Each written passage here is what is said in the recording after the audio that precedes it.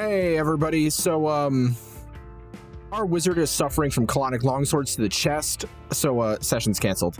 Welcome, everyone. It's me, your boy, Isaiah. I'm here with Josh. Aloha.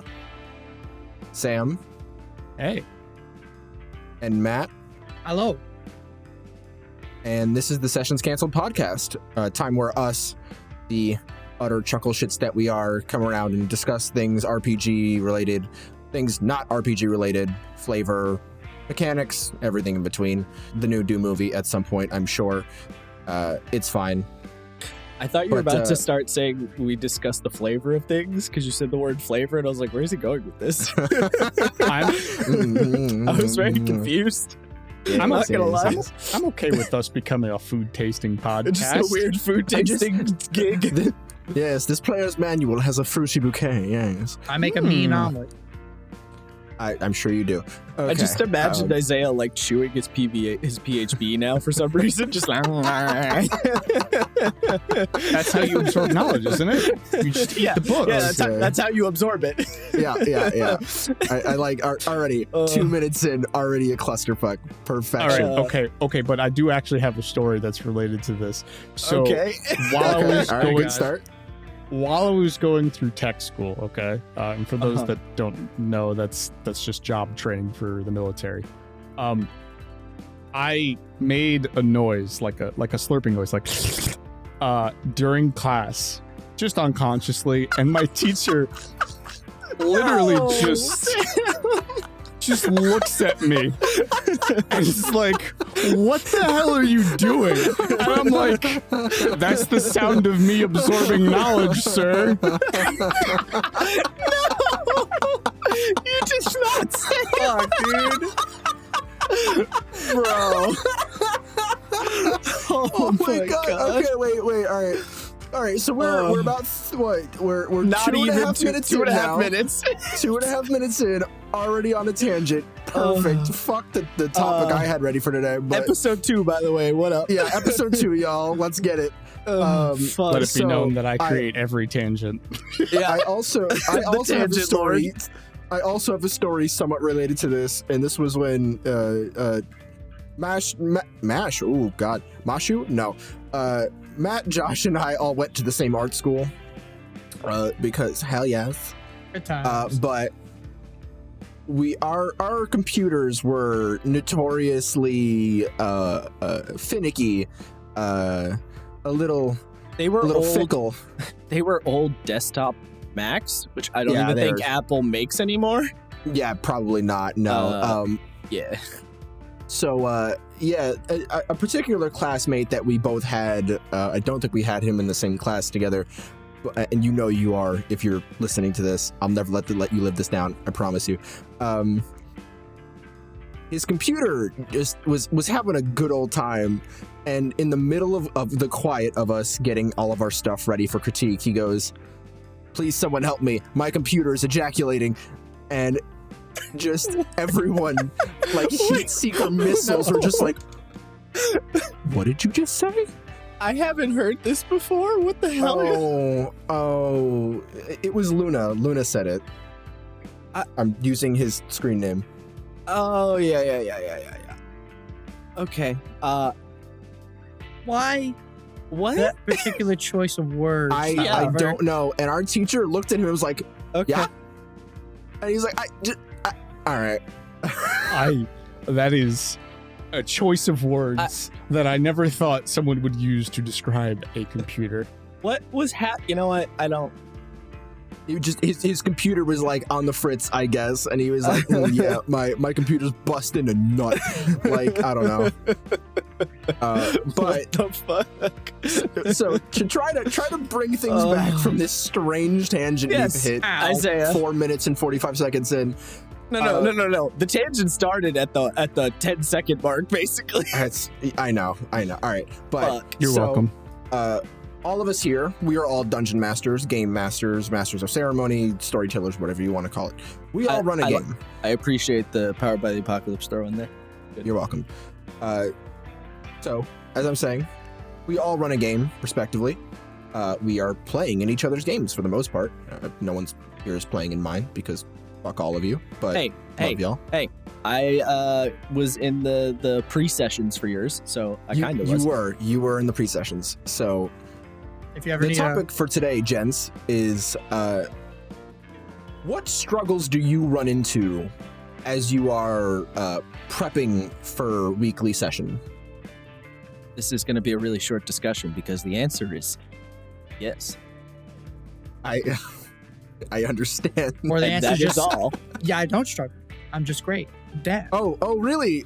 Yeah. Really? Okay, Matt. So okay. now all of those texts to us in the wee hours of the night saying, "Please help me." The players at it again. I don't know what to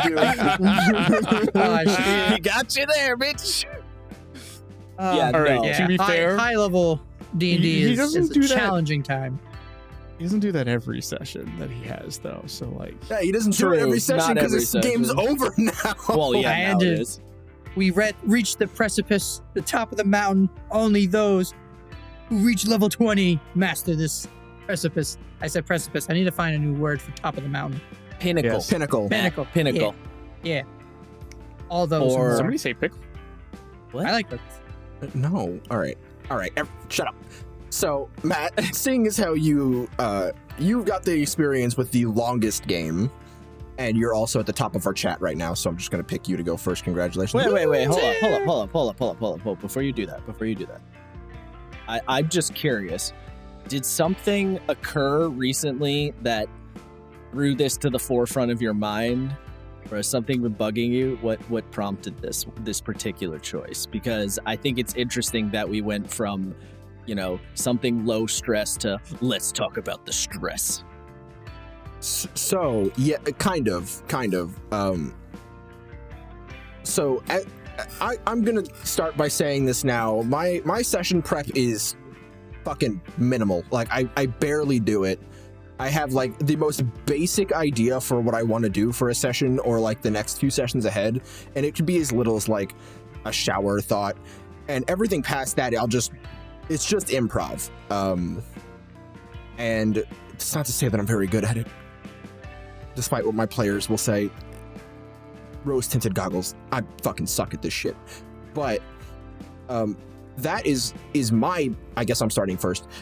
That's my biggest problem is actually sitting down and creating names and stat blocks and items and descriptions for settings. To me, that comes best when it's off the dome and when it's more freeform.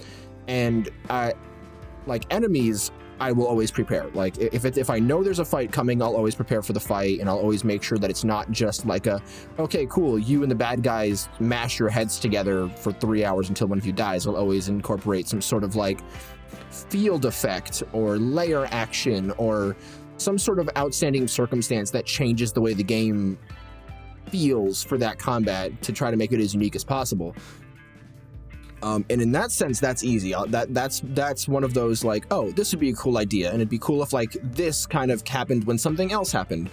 A perfect example of this is in my most recent combat session. I should specify, by the way, I'm running a hack of 5e called Hellscapes. It's a post-apocalyptic toolkit, is really what it is. So they have things It's like not guns. totally finished as far as games go. Yeah, it was a lot of like, here are some really neat ideas, here's some complete revamps to the characters and the class system, but there's a lot that I had to sort of piece together on my own. And I thought of this really interesting encounter because the game is very heavily influenced by Mad Max, so vehicles and jumping from one vehicle to another and hanging off the side, one arm in a sawed off. That's sort of the feel that the game wants. And I set up for the first time a like massive vehicle on vehicle fight. Like I've had skirmishes in the past of like my players, they have this massive 18-wheeler that my friend Paladin calls the Scrap Dragon because it's just a massive thing. It's like the war rig from Mad Max Fury Road on steroids. they finally had another vehicle of comparable size attack them, and they were sort of locked in place. And this massive truck that they were fighting had like a catapult thrower for like oil barrels that would explode. So I had that. I had some motorcycles that would strafe them and could attack them from while they're on top of the scrap dragon and while they're hanging off the sides of it. And enemies would jump on and off, and they would sort of circulate. And it was just this strange musical chairs almost of trying to dance on and off of these vehicles. That's all pre-prepared. Like that's fine. But like when I prepared that combat, I didn't plan on how they would get to the combat. I just prepared the combat. You were like, I have combat. That's it.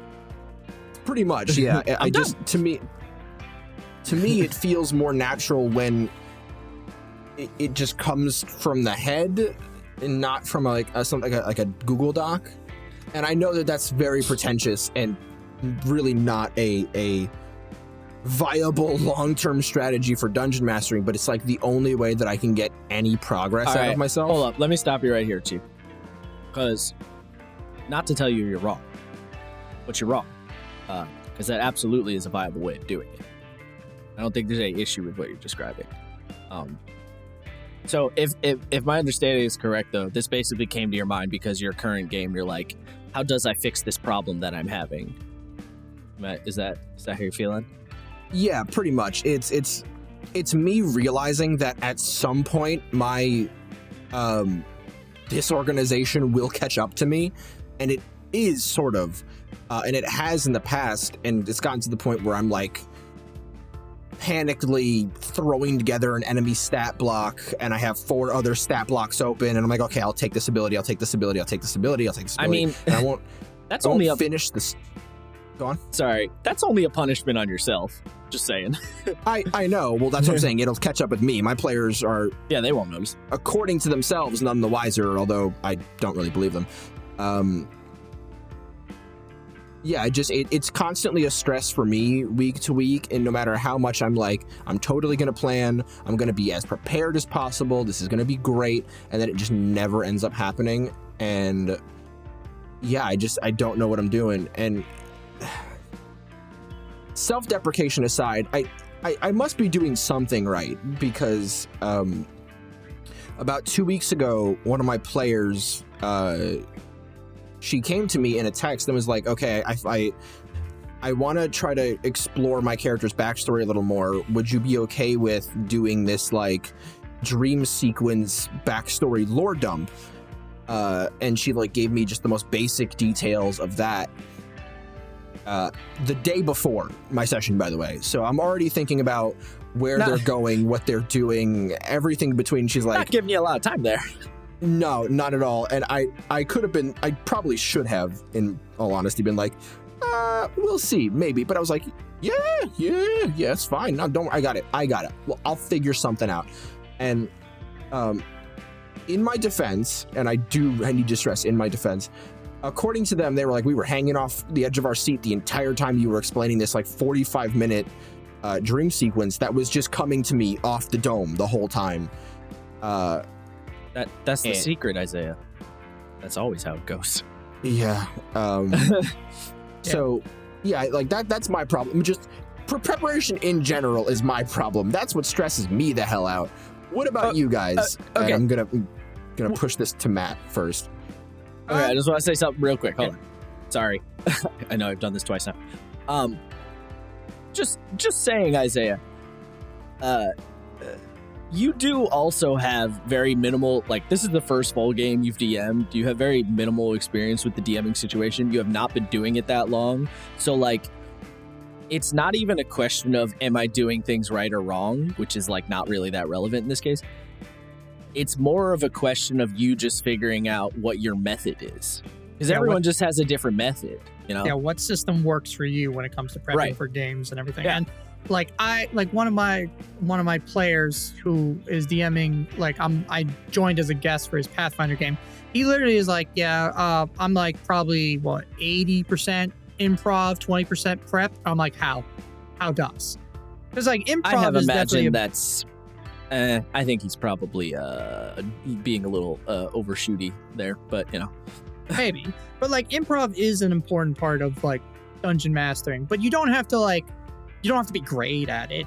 But a little knowledge helps when it comes to improv and like, yeah, making stuff off dome, or just because again, your players they'll grasp at a random thing that you did not prep no matter what happens. And you just gotta kind of run with it sometimes. It happens. You can have set up this elaborate dungeon and your players will just randomly, like, they'll be attacked by some goblins and they'll keep one of them as a pet, and now Gobbo the Goblin is their best friend forever, and they're the not classic going to example. Are you saying this so from experience? that happened to me. It literally happened to me. Yeah. So like session 11, something like super early on, they were Wait, in my how setting, many sessions deep are you at this point? I started last I don't even know, to be completely honest with you, because I started. You don't write down your session numbers? No, I Sir. barely take notes Bless after his session, heart. dude. I told you Bless it's his really heart. bad. Bruh. Damn. We started last March, April, one of those 2 months. So it's been like a year and 6 months or so, maybe a year and 8 months. Okay. I mean, that's still pretty good. That's pretty long. Like, most campaigns like don't really last like over a year in the long scheme of things. If you look at like some of the numbers from D&D Beyond and stuff that they kind of posted. Yeah. So session, like I used to keep track of session numbers, and then like there's like a month span I just stopped, and now I just don't remember anymore. But Either way, really early on. yeah, in my setting, there's like this. It's like a massive industrial excavator thing, like the one with the giant spinning grindy wheel on it. It's like 2 of those basically put together, and there's like a small city on top of it. And it was sieged by bandits, and they like Metal Gear Solid style put a knife to one of the bandits' necks and was like, "Where are your friends?" And I out of terror, because I was like I gave him I described him as a hyena-kin. Because in Hellscapes there's this like, they're not races, they're like types of people. So you can be like a bestial, where you're like a human animal hybrid, a la like Beastars, or BNA is probably the more apt one. Anyone's seen that show? And then there are mutants, which are basically like you're an X-Man, and then you're a tribal, which is you're a normal person with a society that has a certain amount of rules or practices that they're very good at. So I described him as a hyena-kin bestial with like a neon pink mohawk and some tattered up like road leathers and a like real thick Brooklyn accent. And they immediately fell in love with him, and they were like, "Okay, you bandit, you can go back to our guild of couriers and just tell them that we sent you, and they probably won't shoot you at the door." And I was like, I could be a dick and just be like, "Yeah, that guy that we killed on his way here, I didn't want to do that." So, yeah, I have this GMPC running around now that I like can't get rid of because my players keep inviting him on all their adventures. Hey, whoa! Don't use the phrase GMPC. That has a lot of negative connotation. He's an NPC, buddy. Fair enough. Fair enough. A sidekick, if you will. A sidekick? Yeah, honestly, yeah, sidekick's better because he levels up with them, but he levels like I think half a CR or something for every level they have. So they're level 8, and he's like CR4 or something. He's got special abilities that are spell-like, but they're not really spells. They're called gambits. It's a whole thing. It's a really cool system. Would recommend anyone check it out. But yeah, no, befriending the fucking my voice. Woo! The random Gobbo is certainly a thing that's happening right now, and it is pain. It's not really. I love that character, but Yeah. sorry, Matt. Hey, remember that time that you kidnapped a gnome? Good Yeah, times. I mean, yes, Matt is right in that kind of shit can happen. And another thing also is rather than not just about improvising, but like I said, you have to find your method, your system, and you have to find your system in regards to game systems sometimes. Like there's certain game systems you just might not like running. And there's some that you do and some you don't, and sometimes you gotta flounder a bit. Like, I'm not crazy about running 5e, I'm learning. But there's other parts of 5e that I like, so I'm sort of being like, whatever. And I'm doing adjustments where I feel like I need to do adjustments to sort of hold my sanity, if you will.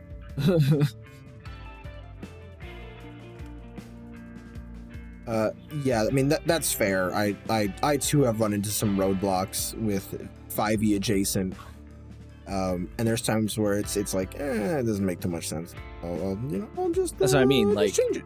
You'll find your like the idea of I'll just change it. Like that might just be your method of like I don't use anything as is or something. Like there's I don't know. Matt, help me out here. There's like gotta find the brushes for the painting. I don't know where I can't. Somebody get me out. The right muse. Like I'm trying to figure out what you're trying to put down. That. I don't know. Somebody saying me. You gotta find the right Photoshop brushes. Like bless his heart. I can only think of art analogies because it's literally just finding your method. It's kind technique. of what it is. Yeah, technique. Like I don't really have one. I just take a lot of fucking notes. That's a technique, though, right? Like taking a metric shitload of notes is a technique. Well, yeah, but they're usually just like nonsense half the time. Like, hey, they only gotta make sense to you. Yeah, the arrest counter at the top of my notes for our campaign is definitely hey, that might makes come sense up. for everybody. At some point, I might be like, Sam, how many times y'all been arrested? 4 times. What are we gonna make it 5? We're shooting for 5. We've been shooting for 5 for about 4 months now. We haven't hit that magical number, 3 of those but we're arrests working on it. Came at the same time. Same day. Yeah. But anyways. What game is this? This is my campaign. Right. Which this is gonna sound like I'm explaining OC Do Not Steal. Basically, I made my own setting from scratch. The entire setting is on a singular, very large island with only one city on it in the middle, because the setting is post-apocalypse, sort of, kinda. So there's only one city that is civilization anymore, as far as the people that live in the city are concerned, because the whole rest of the island is a hellscape and or just not a great time, because there was a war many hundreds of years ago, thousands of years ago, nobody's sure, between all the gods killed each other, bad things happened, so on and so forth. So my players, a lot of stuff is happening within the city itself. It's got a lot of urban shit going on. And because of a series of unfortunate events, I guess, so the campaign started with them getting arrested. But then they also got arrested during play several times because, doing things like fighting in the city and stuff like that, carrying around weapons and armor and so on and so forth. So it's just a running joke that my players are really, really, really trying to get arrested. And basically they got let off the hook because they're kind of a suicide squad now. Basically, because there's a specific enemy they're fighting, which is a whole other thing I came up with. I did a lot of world designing before I started running this, so there's a lot to explain, which I'm not going to go into, obviously. I mean, the easiest way to say it is that we know a guy, and he gets us out every time. They know a guy, and the guy turned them in, basically like, hey, you're going to be my suicide squad to fight these awful hell monsters. And they were like, do we have a choice? And he was like, not really, no. And they went, okay. I mean, they would come and attack us anyways, even if we said no. That too. So, Point is, my notes, not always cohesive for what we're doing. I literally have gold Right, but pizzeria at the top of another right, set but of notes. you writing a bunch But- of ridiculous notes for Yes. GMing can be helpful. It can be. I mean, I think I spend more time just writing out the actions that I expect you guys to do every time. And I've gotten a pretty good handle on it that I can write everybody's actions except for Matt's, because Yeah, Matt, you just yeah, I can't deny. I I love literally that so I look much. at Matt and I go, you know what? Matt's gonna do whatever Matt wants to do. I will wing every single thing that he wants. And then I do. And it usually just lines up with what someone else was gonna do anyways. So like I don't have to worry about it. But like I just predict what you guys are gonna do and then Yeah. like go off from there. I know. I know. I, as a player, am pretty easily predicted because it's really easy to just throw a shiny in front of me and me be like, "Is that a shiny I see? Is that for me?" Which Like a cat. pros and cons. Well, it's because I started. As we discussed in the previous episode, I started GMing, so I understand. I'm in that GM mentality more than a player mentality, and I understand that frustration when you put a shiny in front of a player and then none of the players bite. So I, as a player, always bite. Always. Hey Sam, you remember the pillar?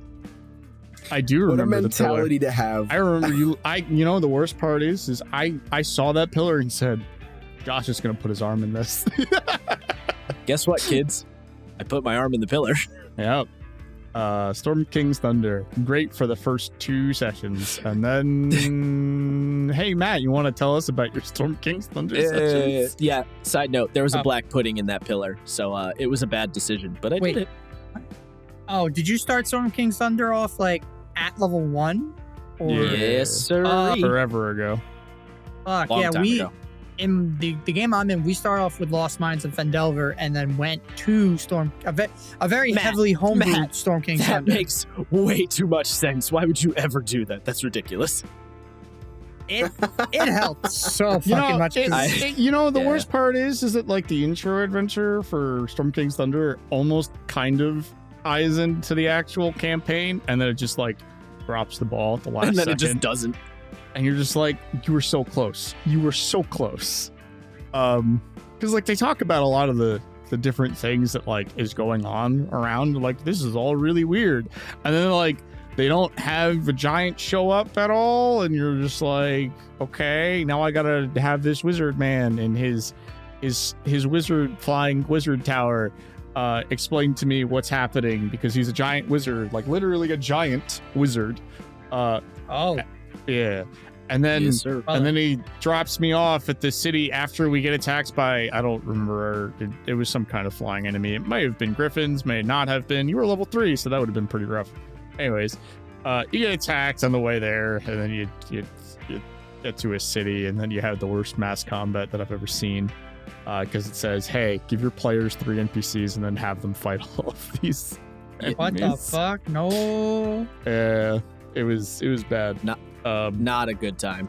No, just don't. Look, if you're ever gonna run Storm King's Thunder, take my advice: cut that entire first section out, and then just wing it from there. Literally because everyone's same advice for that. It's like, just don't do the level 1. Is it level 3? Level 1 to 3, the intro Level stuff? 1 Or to is it 3. level 1 to 5? Okay. level 1 to 3. But here's the thing, Matt: that city mass combat part, that's not part of the 1 to 3. That's part of the main campaign. Oh, I guess we didn't do that, because our first inkling with the giant. Oh god, what was our first inkling with the giants? We were going after. It was the fire giants attacking tribal.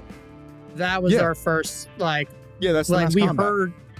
Yeah, like we heard stuff about giants attacking towns and stuff. We're like, oh okay, and we were in the middle of a tournament arc. We won said tournament, and then the fire giants attacked, and we're like, oh Yeah, fuck, Matt, oh no. Matt's GM probably just fucking cut the mass combat shit out. Like, he Yeah. probably just ignored it. Which Yeah, which is what the I'm saying. GM Blame for him, my get Storm that out. King's Thunder game, he's really good. He's a really good DM. He knows his shit. I think this is his first campaign too. So Excellent.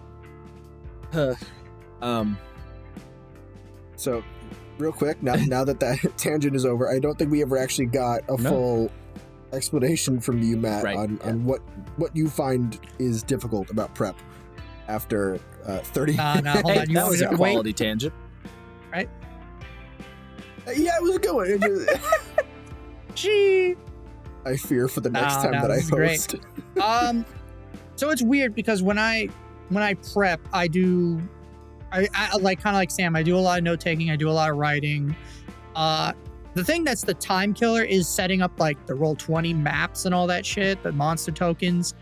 The biggest struggle for me I when like it comes, that shit. yeah, like it's tedious. Like you put something on the background, you're like, it could work and whatever. I don't know. I find the map setting up and the tokens, everything kind of fun for some reason. It's fun, but it's also slightly tedious and kind of brain numbing depending on like let's say you're like, oh, my players are about to fight 30 cultists. Oh no, let me fucking copy paste the like 30 cultist tokens and make sure they're all set up correctly and positioned, and that could be kind of annoying. The biggest thing for me is, and it's something which is joking when I would text you guys, is mostly when in the higher levels of play, and it took me a while to really get this, is in high tier play, like having combat encounters that don't last fucking 4 hours, that are challenging for players and are fun. Because you don't want to slog, you don't want to like drag out fights, but you also don't want the boss, or not even a boss, you just don't want whatever the players are fighting to like get KO'd in one hit. Sometimes you do. It's weird. Sometimes as a GM, it's okay to let your players feel fucking epic and one-shot the monster. Woo, let me tell you, we had some time. We had a time doing the fight in my last session. A lot happened. Look, You wanna? I don't even. It's just fucking. Bruh. Hey, Basically, Josh, how many of your players have you killed? in that campaign, Yes, in that campaign. I think I've killed all of you once at this point, right? So You far. haven't killed me, bitch. Oh yeah, that's right. I haven't killed you. So I've killed. You have killed Ant Isaiah twice. once, Ant twice, Brett twice. Yeah. No. What? No. Oh yeah. Brett only died yeah, once. Yeah. Yeah. So me Either way, once. the body count is 4. Now I know that sounds horrible, but there's some plot stuff, so their characters aren't gone. I'm not like a horrible murder GM or anything, unless of course players want that, and we talked about it ahead of time. Then I would do it, but no, I don't. I'm not just killing them willy nilly. But yes, the body count's decent. Yeah, we're at 4 right now, and we're 30 sessions in, which is not that crazy. I've heard worse. But yes, the thing Matt was talking about combat taking forever. We had a very long combat, and it ended kind of catastrophically, and I wasn't totally prepared. So yeah, basically 2 players died. I wasn't planning on that being the case. A whole lot went down for story reasons. I basically didn't want them to die at all. But I kind of fucked up because, you know, CR, as many people bring up often, CR is a suggestion at best. Correct. It's so yeah. annoying. I mean, yeah. So, you know, but as far as that, like, yeah, having the long encounters and stuff, and like not wanting the encounters to be like hellish, I definitely understand that issue, Matt. It can be fucking, I don't even know, a time, to say the least. Yeah. But fuck, what was I just about to? Shit, I don't know, but train of thought went away. The reason I tend to adjust encounters on the fly, like in the middle of you guys fighting, is because of that particular reason. Because if a player is just gonna one-shot the boss, I don't particularly like that, especially because, you know, put a lot of effort into this. Just put his health up maybe like 20 points or so. Just enough. Like he's right. really, he's not, not dead from it or dying from it, but he's still alive, and like he'll get his one action or whatever. When it comes to boss monsters, usually their health, like kind of like you were saying, like it's almost a suggestion in a way. Because like there'll be times where your players will almost one-shot it or something, and you're just like, you know what?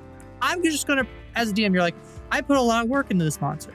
I'm just gonna pretend his health doesn't exist, and I'll figure out when he dies when the players are a little beat up.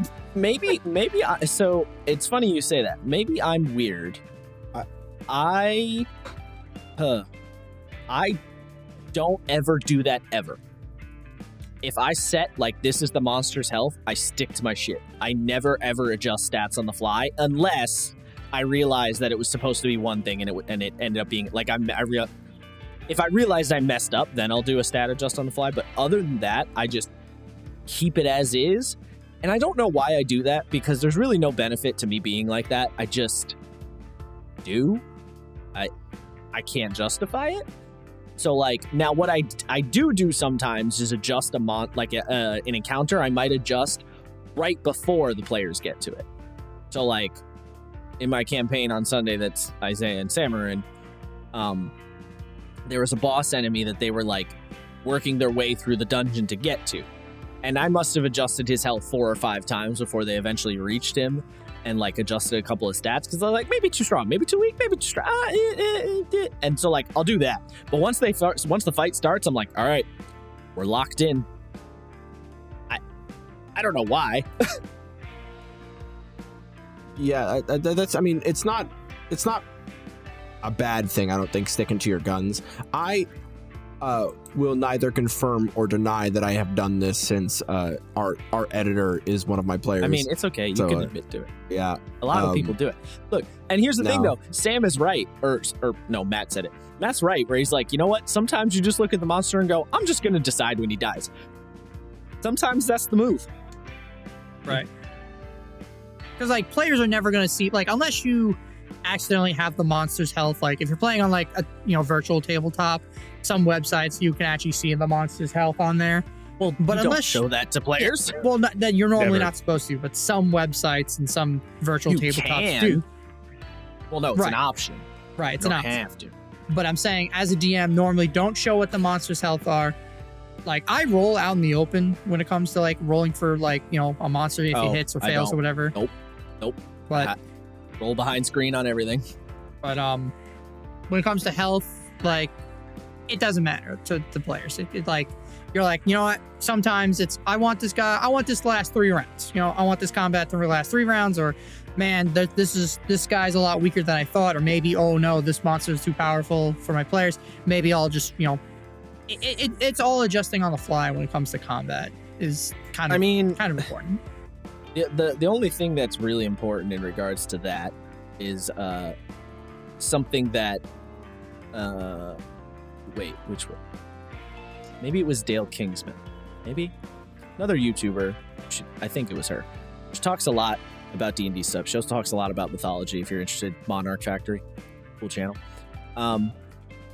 She was like, it doesn't really matter, and maybe Matt Colville says this too. She's like, it doesn't really matter if it makes sense. It just has to feel like it makes sense. It just has to feel reasonable. So the example she gave, she was like, everyone does the whole thing where, if you take the road, it'll take longer because you have to go around, but going through the forest is faster. And she's like, in reality, that's basically never the case, like ever. The whole point of roads is that roads are faster than going through the woods.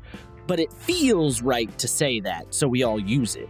And combat's a similar thing, where if the monster is supposed to feel like he'll last a long time in the fight, then he should. And if he doesn't feel like he should, then he won't.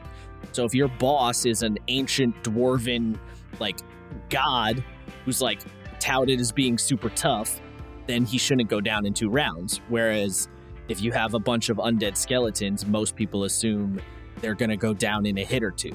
It's like that. So the health value isn't really important so much as it's just that sensation of, like, this is how this is supposed to work, Like, if you hit a giant twice and then they die, everyone would be like, what the fuck? But that's because it doesn't feel right for a giant to go down quick. that's whole. There's a word I'm fishing for in my head here, and I can't. Verisimilitude, I think, is the word I'm going for. I think. I personally do not know the word of which you speak, but yes, I think understand that's the concept. the word. Like verisimilitude being the idea of like, I'm gonna look it up in a second, but the verisimilitude being the idea, if I'm remembering correctly, that it doesn't necessarily actually have to make sense, but it gives a feeling of truth, whether it is true or not, kind of thing, you know? Yeah, I mean, I think it's logical suspension of disbelief. So just a little point I wanted to bring up just about 5 or so minutes ago. We were talking about rolling behind the screen. I actually roll behind the screen, but when it comes to things like enemy attacks or damage or special abilities, I will often I'll always say what the rolled number is, like what the total is. So I'll say like, 25 to hit, 30 to hit, 15 to hit, 10 to hit.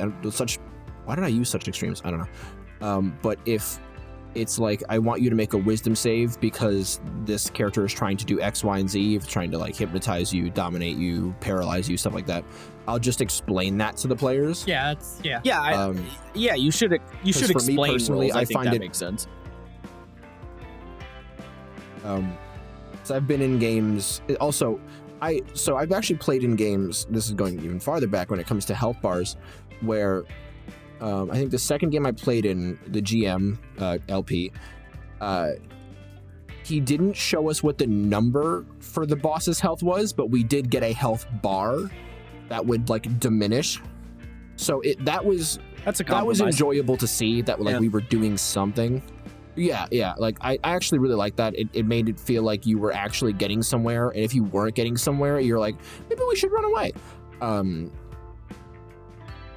Yeah, those are the 2 things I wanted to bring up. But in response to what you're saying, yeah, like I've experienced that in my own game where it's quick just thing before I start this little tangent. I've learned very readily that dungeons in a modern post-apocalypse setting doesn't work. They're just really not meant for it, and they don't jive well. And every time I've done it, I've wanted to bite my own thumbs off. So if any of you listeners out there can figure it out in a post-apocalypse setting, feel free to DM me, hit me up, and tell me what the hell I'm doing wrong, because apparently I'm doing something. Because I've said this to you before, like in casual conversation, Isaiah, but like it's just not the right genre. It's just nobody, I agree. And I keep trying to force it. I keep being like, maybe it'll work if I try it this way. And I just always feel super ham-fisted. You can and to awful, a degree, like, like Fallout's probably the best example I can think of. I was about to say Fallout. Don't like Fallout, so, but yeah, like nobody watches Mad Max and expects him to go into a dungeon, So like, it's not really your fault that you're struggling with the idea. You're having a problem. You're having a problem that some games have where the what's the word I'm looking for? The sales pitch of the game is one thing, and the mechanics of the game convey a completely different thing, or just don't line up with the sales pitch, as it were. So like, the idea, the sales pitch of Hellscapes is the whole post-apocalypse scrounging for stuff, but because mechanically it's based on 5e, there's kind of some of that like going into a dungeon concept baked in there. And so like, yeah, you're having a little bit of the mishmash. It's not your fault, really. Also, side note, verisimilitude, the exact definition is the appearance of being true or real. So yeah, I was on the right track there. So yeah, it's a weird.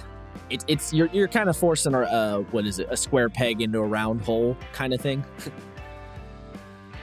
Yeah, no, I'm aware, and it's frustrating. But the point that I wanted to get at was in those dungeons, I've often had real life buildings like hospitals or warehouses or factories that realistically, if you were to ever look at a blueprint for a factory, I've done that several times. They don't make any sense.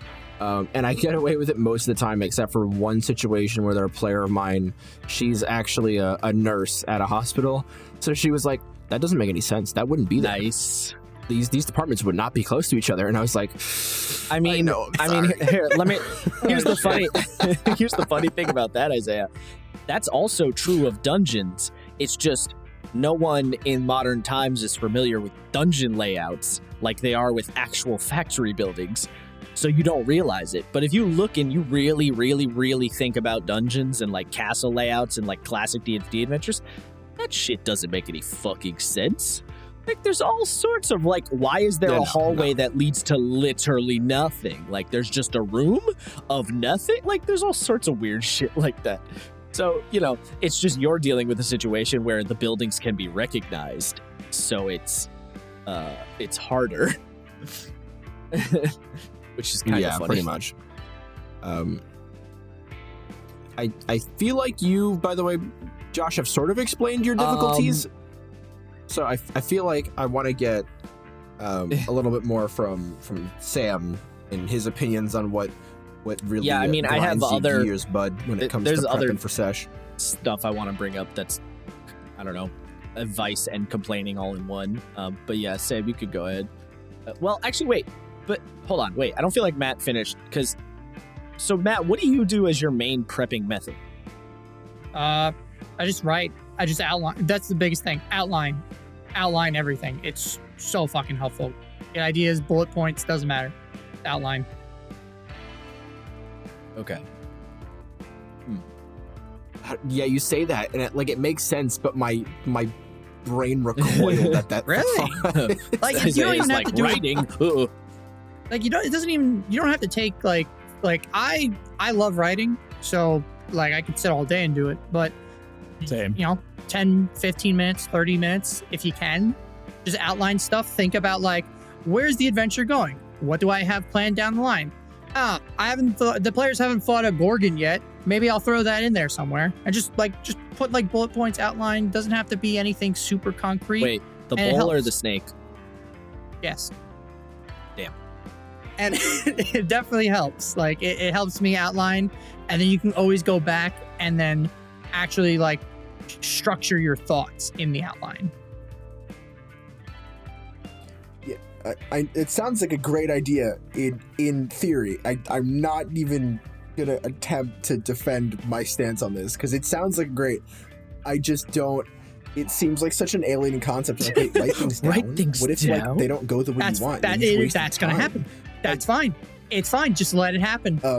Yeah, no, that kills me. That makes me want to die. Like, okay, so quick backstory. I was, I think I've only recently in the last 4 months of playing any TTRPG that I've actually started taking notes for the first campaign I was ever in, the one I explained in episode 1. I never took notes for that campaign, literally ever. And there were so many instances. I'm sorry if you heard dogs barking. I can't shut them up right now. There were instances where I would remember things because that's how I've grown up. Just remember everything. Just don't write it. You don't have to write it down if you don't forget it, forehead.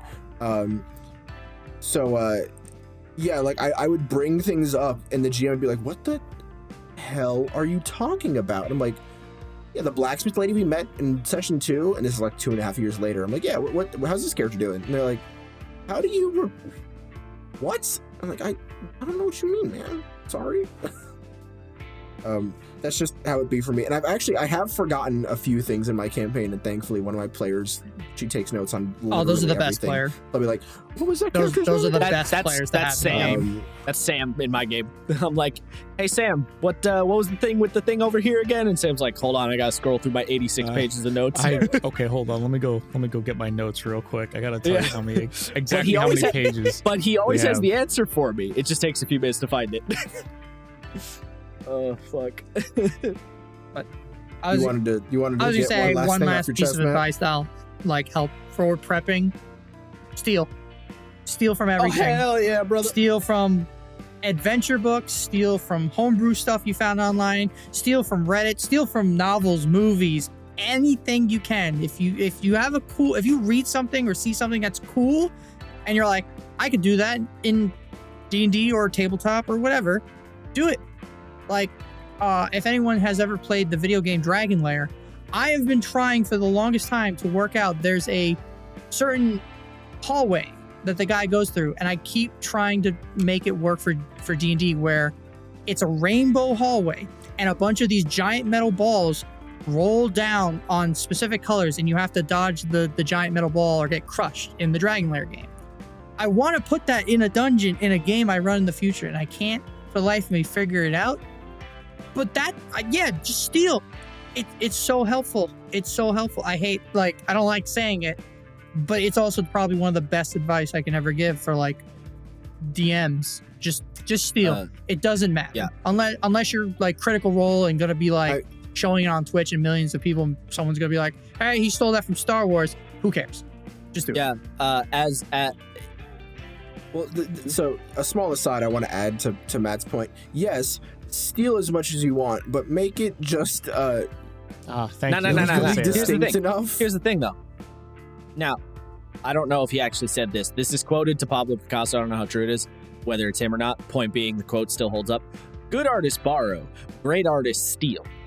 And that is, like, that applies to both actual art, and is something I do use in actual art. But, like, yeah, it's great for DMing. And yes, you want to adjust things a little bit, but not because you need to be... Here's the thing, Isaiah. You can have Darth Vader at your table. It's okay. Disney can't sue you for putting Darth Vader in your D&D game. The only reason you want to make it slightly legally distinct is just so your players don't immediately know what it is and go, wait a minute. Right, like, sorry, I should have specified that, like, you really, can warp things and change them into your own idea if you want. But like, steal the fuck out of them. Yeah, steal stuff. If you think, like let's say, like, there was a dungeon in an, I think, Tomb of Annihilation, like, module that I liked, but I just switched out the enemies because I was like, fuck it, who cares? It's like, oh, normally, I think salamanders lived in there or something, and I'm like, nah, I'm gonna throw Yuan Ti in there instead, and it was fine. It was great.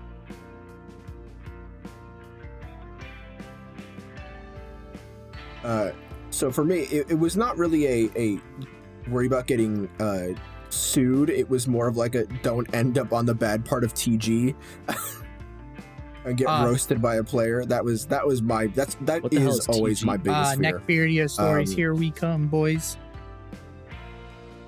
Yeah, well, it's a board on 4chan. I'm not a 4chan goer, but unfortunately, a lot of the YouTube channels that I watch have some 4chan in them.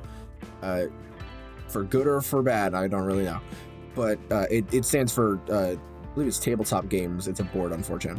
You don't want to end up on how about this? You don't want to end up on r/D&D horror stories. My GM just took a bunch of shit from anime. I don't know. Sounds pretty lit to me.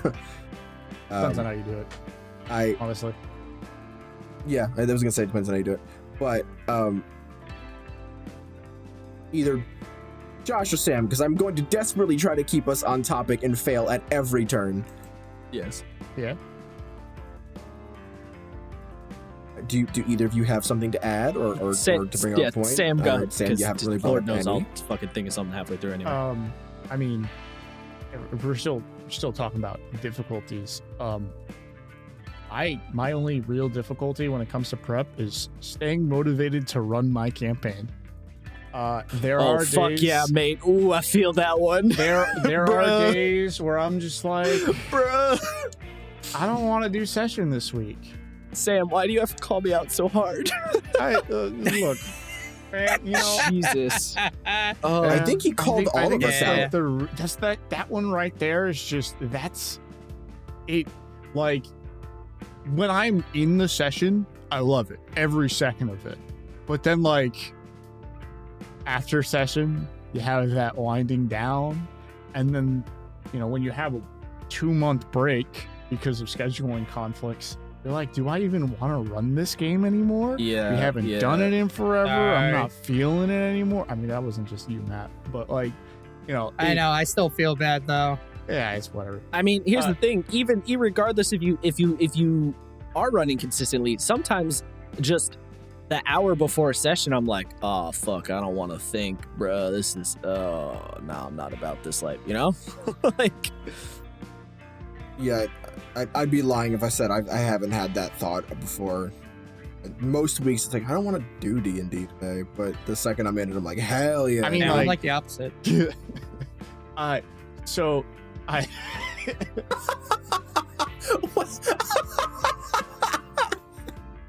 Wait, so you're like all week you're like, hell yeah, D&D, you get into session like These players. Oh wait, sorry, no, not like that. well, you do have to deal with a player. Yeah, yes, the good old I hyped him up a bit player. too much, but yeah.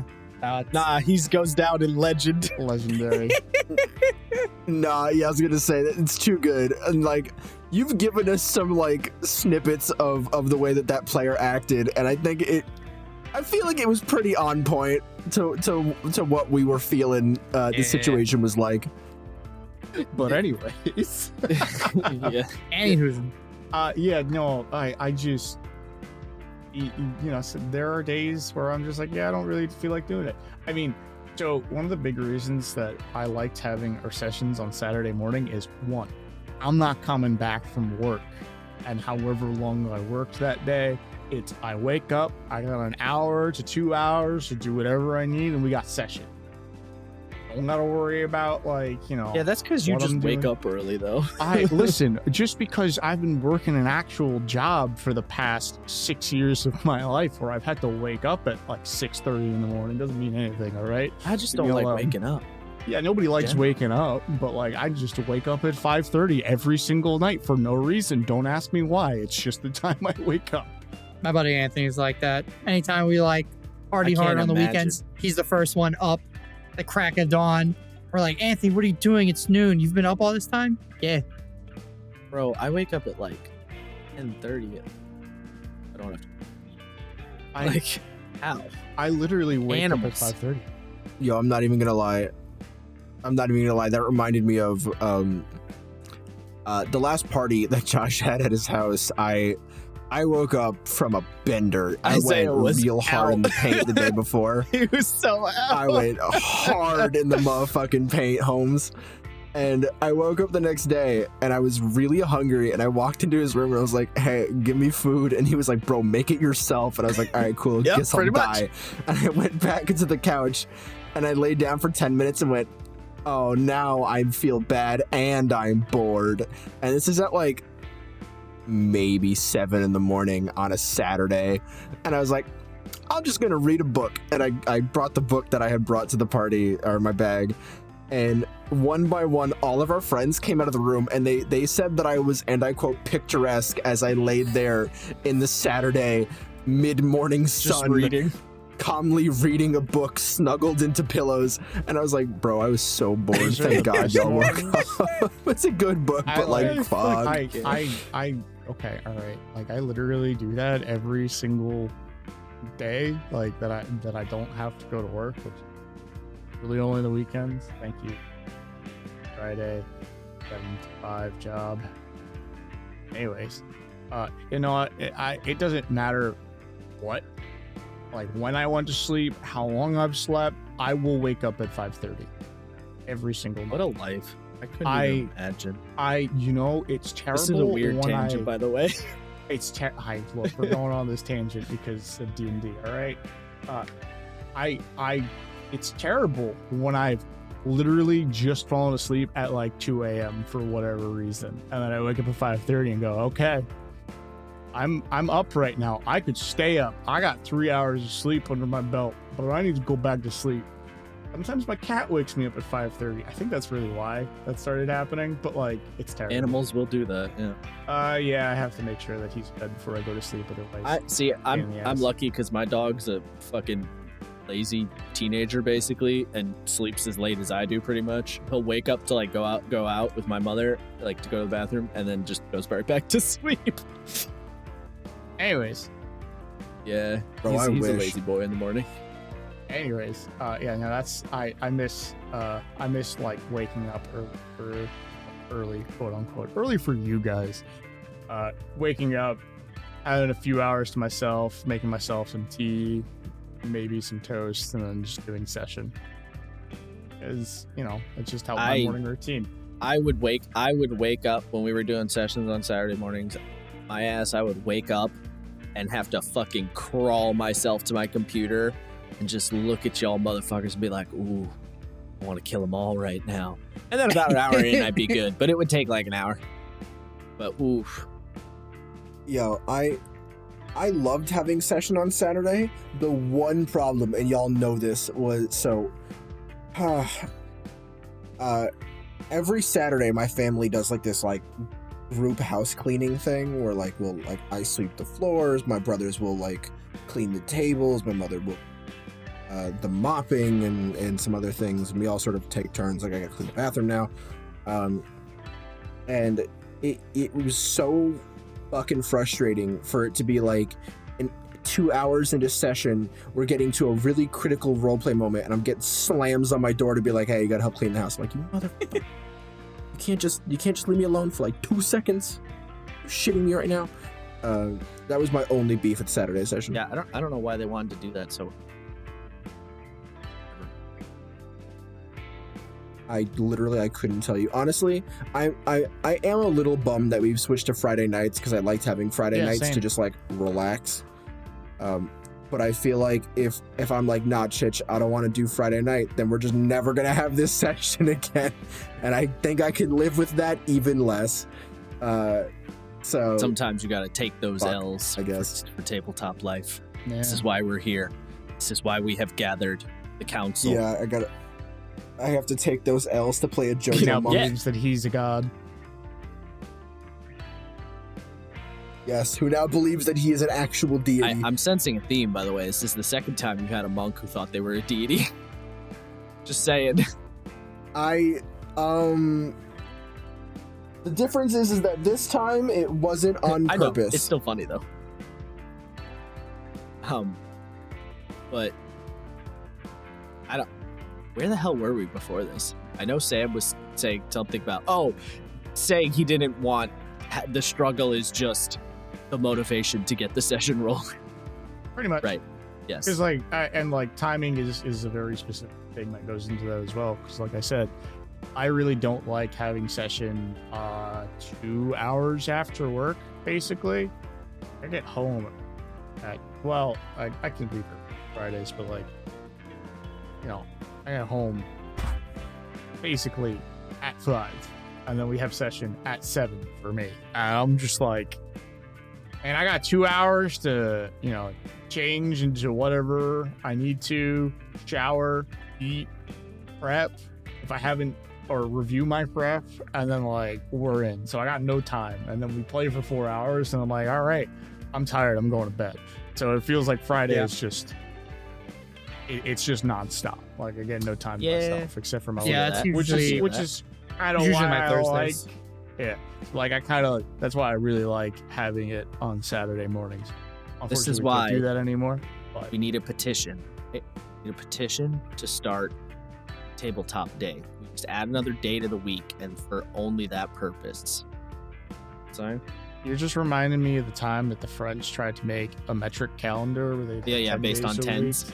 Yep, everything was based on tens. Oh god. What? After the French Revolution, they tried to make a calendar that was entirely divisible by 10, so it was 10 days to a month, 10 months to a year or whatever.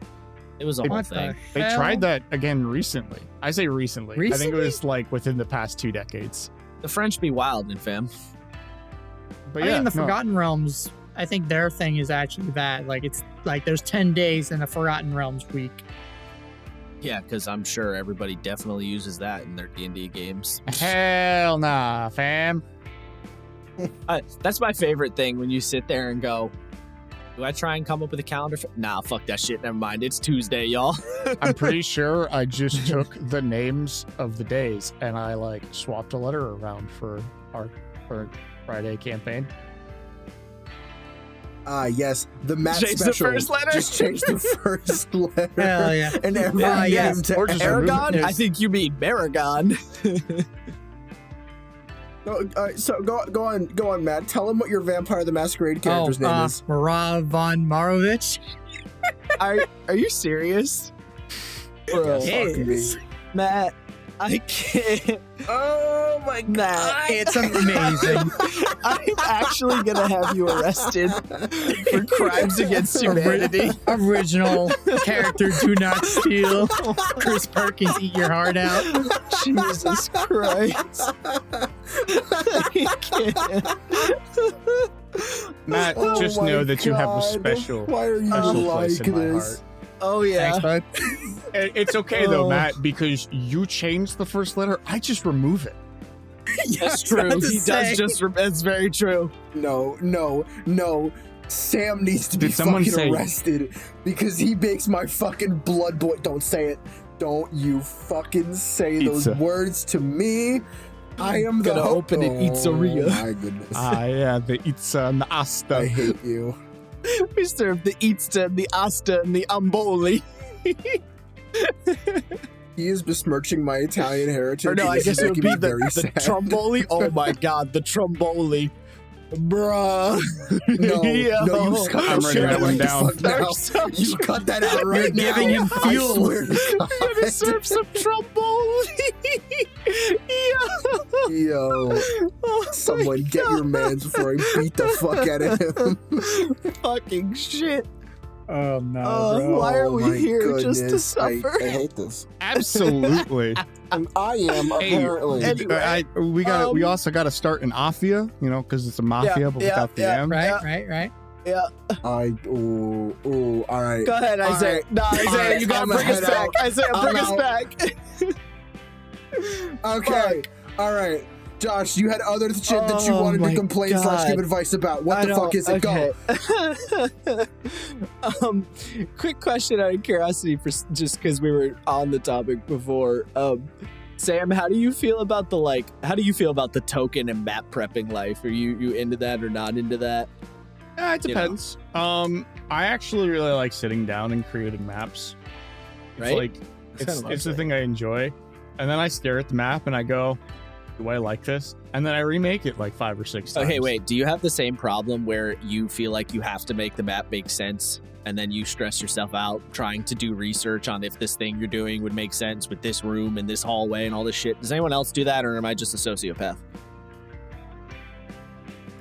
I am within reason, hence Right, the yeah, hospital situation, but Hey, Editor Brett here. I just wanted to say that Sam's audio was not picking up on his end, so we decided to use the master track that he recorded separately. So yes, his audio is going to sound a bit weird, but this was the only alternative for everyone to hear him. Sorry about it.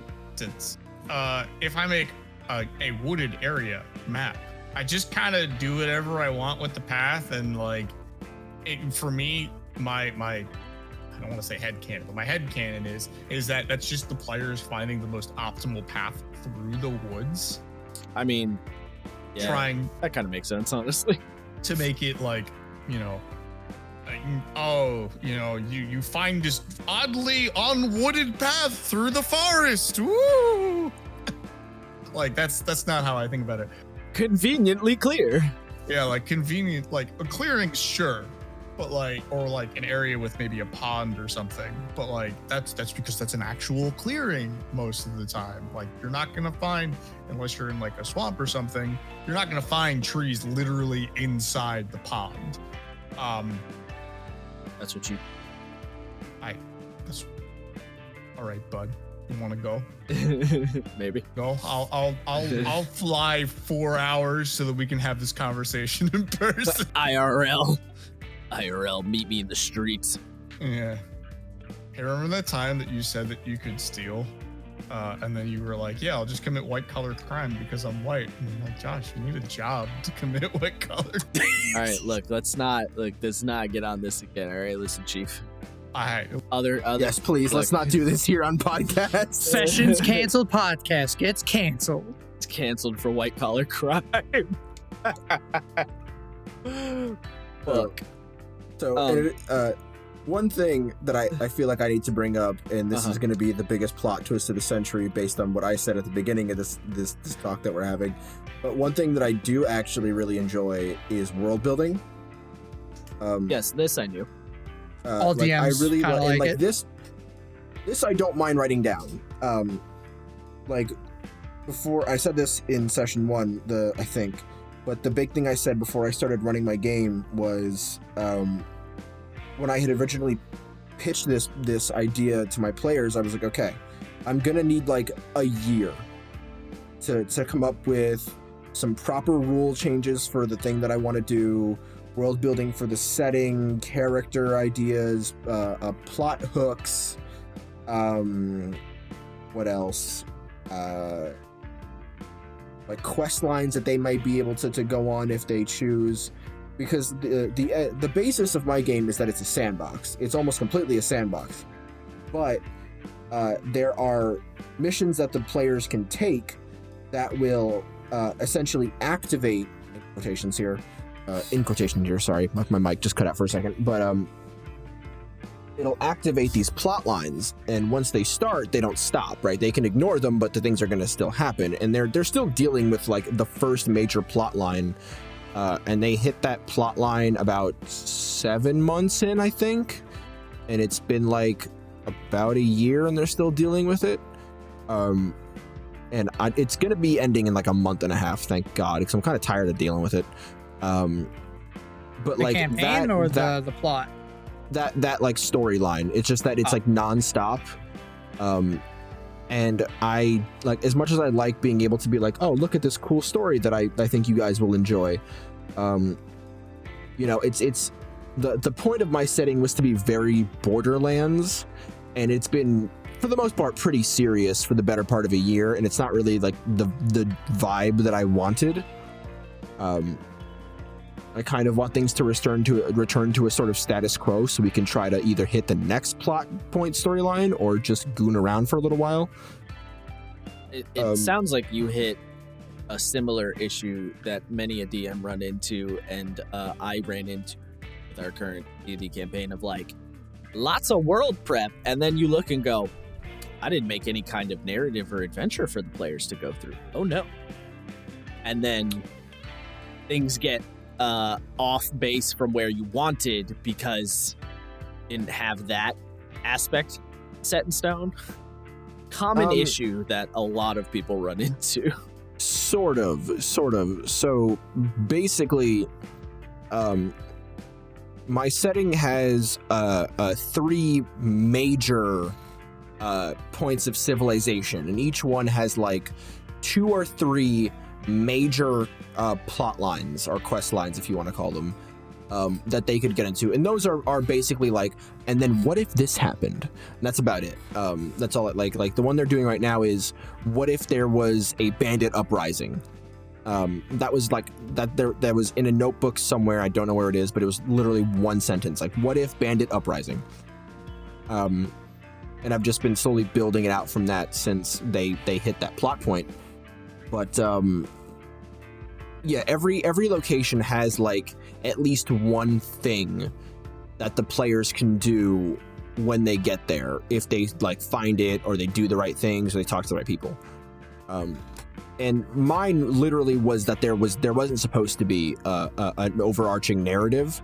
Like in the earliest days of the game, there was like a weird mystical end of the world thing that I was like thinking would be really cool, but then like I realized it wasn't the vibe I was going for, or it was originally, but it's since been changed to a new vibe.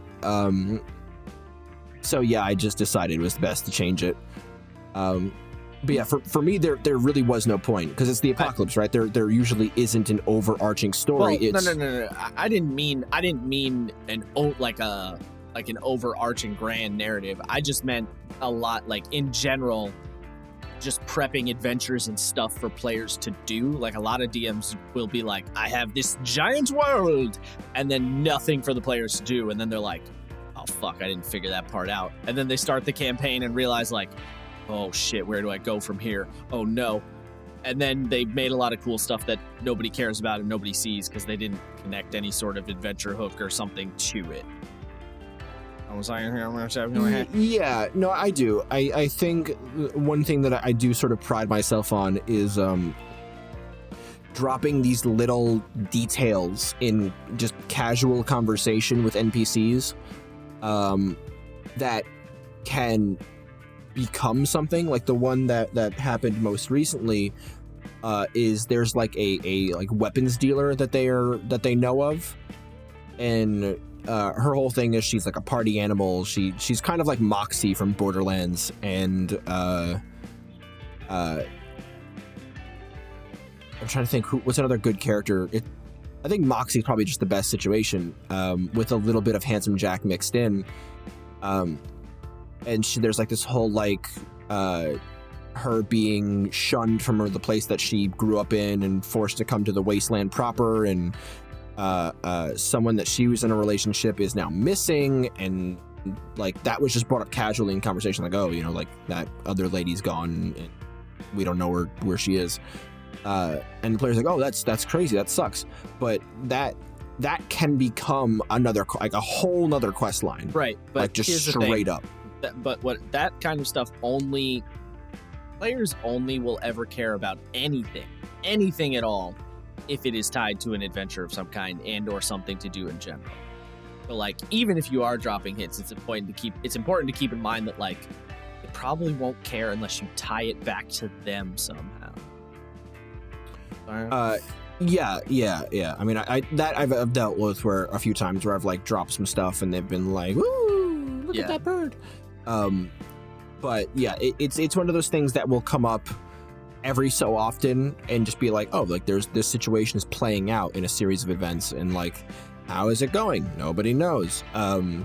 So if they decide to go for it, it's going to be there, and that opens up another quest line that's very, very, very, very loosely related to the one that they're about to finish. So there's some chronology going on there.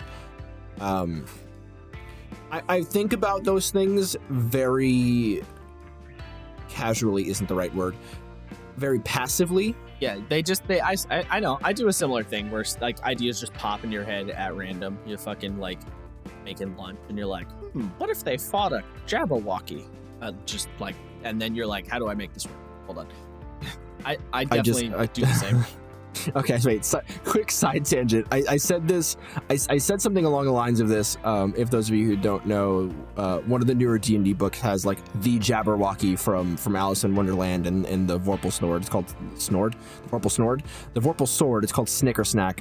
And I was laughing because it's like, the Jabberwocky will return once every like one, it's like 1d6 or 3d6 years or something like that, like 18 years maximum. And I'm like, what if you're like a 20th level elf?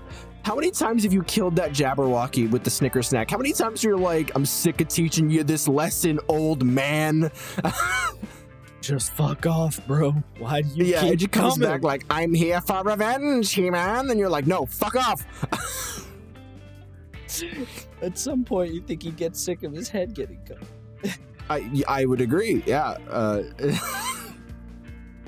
love that. I love. It's like, oh yeah, you can't really kill him. It's like, all right, but how long till he just stops bugging me? He just stops becoming a problem. Honestly, when you told me about that with the Jabberwocky, I was like, did Sam design this monster? That sounds like some shit Sam would do. Excuse me? Tell me that's not something you would do, Sam. Yeah, thank you, Matt. I mean, 100%. Yeah, here's the text for it. There are definitely things that I would do. I will never forget the day that I said, and then they exploded to snakes, and everyone was like, "Okay, that's a good joke, Sam." And then I went, "No, they really exploded to snakes," really, and you all just went, "Oh, oh." That shit was fucking great. Wait, I'm sorry. My God. I have to tell this from the way that the way that I saw it, or the way that I remember it specifically was we were playing Curse of Strahd, and there's a part where you're in a cemetery and you get attacked by zombies. And when you kill the zombies, they explode into snakes. So I think Josh's character killed one. And Sam was like, all right, cool. And then it explodes into snakes. And we were like, that's amazing. It's all right. And then he just switched the token to a horde of snakes. He was like, no, I'm not kidding. And we were like, yeah.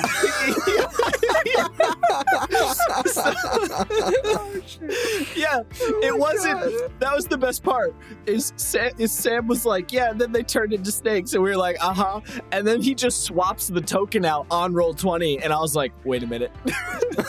Wait, this isn't goof. Hold on. Wait. He wasn't goofing. And then all of the zombies did that. We were just like, what is happening? It was a great time. It's like the one time I side-blasted a pile of garbage and a shambling mound came out And and it fucking smacked bitch my slapped mister you? across the room. Yep. I just want you to know that I let you live through that encounter. Oh, I'm sure. Yeah. I was so prepared to lose Luca session 1.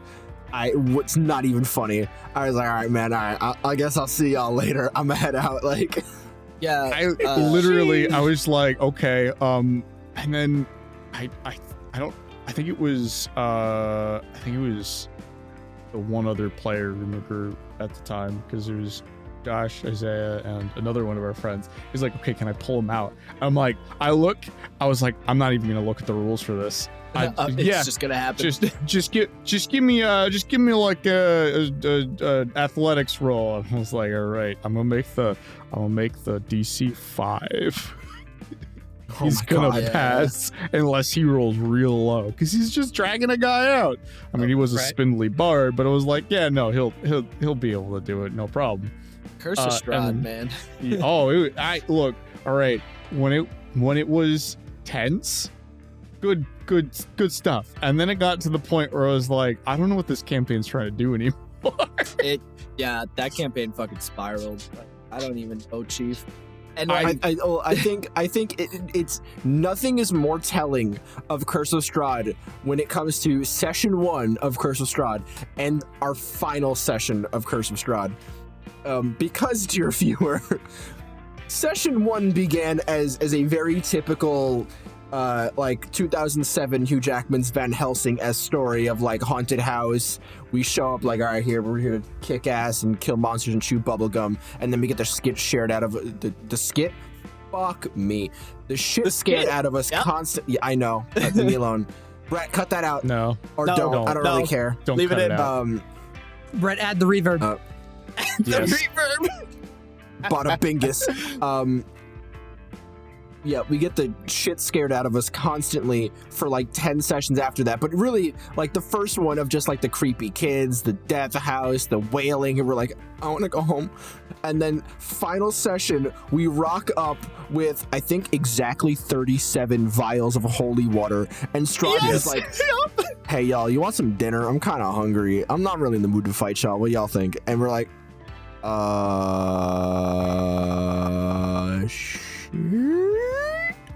and then he was like, hey guys, look, I'm gonna be real with you. I want to die. So if you could help me figure out how to do that permanently, that'd be real helpful. And we were like, okay, yeah, we could do that. So, You didn't even mention the whole cast of people that rolled up. Like, you know, The new gnome, the gnome in the Hawaiian shirt, the literal. I love that gnome so much. The half elf that's definitely not Anakin Skywalker's backstory, but written in ye olden times. Yeah. Adrian, not Eridan. Hi. The mystic. And then I don't even what character were you playing at that time, Josh? Valenthe. Your Shadowkai elf paladin. Angry elf paladin. Third time's the charm. Third time's the charm. Third character's the charm. I think so. What I love about Valenthe was how sassy she was, but also that of all of Josh's characters in that campaign, she had by far the worst stats, and she's the one that made it out alive. I mean, to be fair, she had less sessions to try and make it through, so you know. But yeah, she had pretty shit stats. Here's the thing. Barrick probably had the best stats. He did. He absolutely did. 2 whole sessions before he got pated. Not even 2 sessions. Literally, like, basically a session and a half. He was introduced, he buried his own character, and then he died the session later. Yep. Yeah. Yeah. So it was like maybe a session and a quarter that he lived. It was so funny. I will never forget. The bravado that Josh had going in to Baba Yaga's hut, crushed like his character's meek body. Yeah. That was a good time. I mean, I think the cherry on top of that wild, y'all. was I was like, okay. And then Cloud Kill comes out of the house, and you're all just like, oh. And then Josh is like, all right, I'm up, smack. Okay, gets back up. Cloud Kill moves 5 feet. Oh no. Hits the ground. Yep. And then, you know, in an ironic twist, I throw Cloud Kill at Sam and Isaiah as my players in our current game, and Isaiah takes that time to grab the sorcerer who cast Cloud Kill, shove him into his own cloud, and choke him to death with it. So This is what you get, nerd. Yeah. So I'm playing that was a fucking time, bro. I'm playing a Warforged armored artificer, so I'm basically just playing Iron Man. And he's like, yeah. It's great. So he's like, and then he he describes Cloud Kill. I'm like, this motherfucker. So I wasn't hasted. I remember this, but yeah, I sprinted up. Yes, I was sprinted up. I got attacked. The attack missed. The next turn, I was like, okay. I try to grapple him. And Josh is like, you can certainly try. And the wizard rolled like a 1. He rolled real bad. He had shit strength anyway. You grab him, and I'm like, all right, cool. Does it cost any movement to spin 180 degrees with him? Does that count as dragging? And he's like, I don't think it does. And I was like, all right, cool. So I grab him and just rotate him and hold his ass in the Cloud Kill. And he's like, yeah. And you just hear coughing and sputtering death as the spell ends. And I was like, sick. He dies, drops him to the floor, and then the cloud just dissipates. He basically made him smell his own farts and died. Fight. It was a good time. Look, that's not even the worst wave that I figured out on how to kill an enemy. Must I introduce the Baggening? No, please. Before my time. Curse of Strahd was before your time, Matt. Curse of Strahd was a wild ride. Matt, have we told you about the Baggening? Yes, but for the viewers at home. Okay, great to retell. Yes, I will tell this story for the viewers at home. I just wanted to know if Matt, this was your first time. So, very early into our Curse of Strahd game, I think we were level 3. Yep. We fought some random barbarians in a random encounter, and the whole time we were like, it's weird that these random Vikings showed up in the middle of Transylvania and are like, Yarhar, give me your money. And we were like, all right, sure.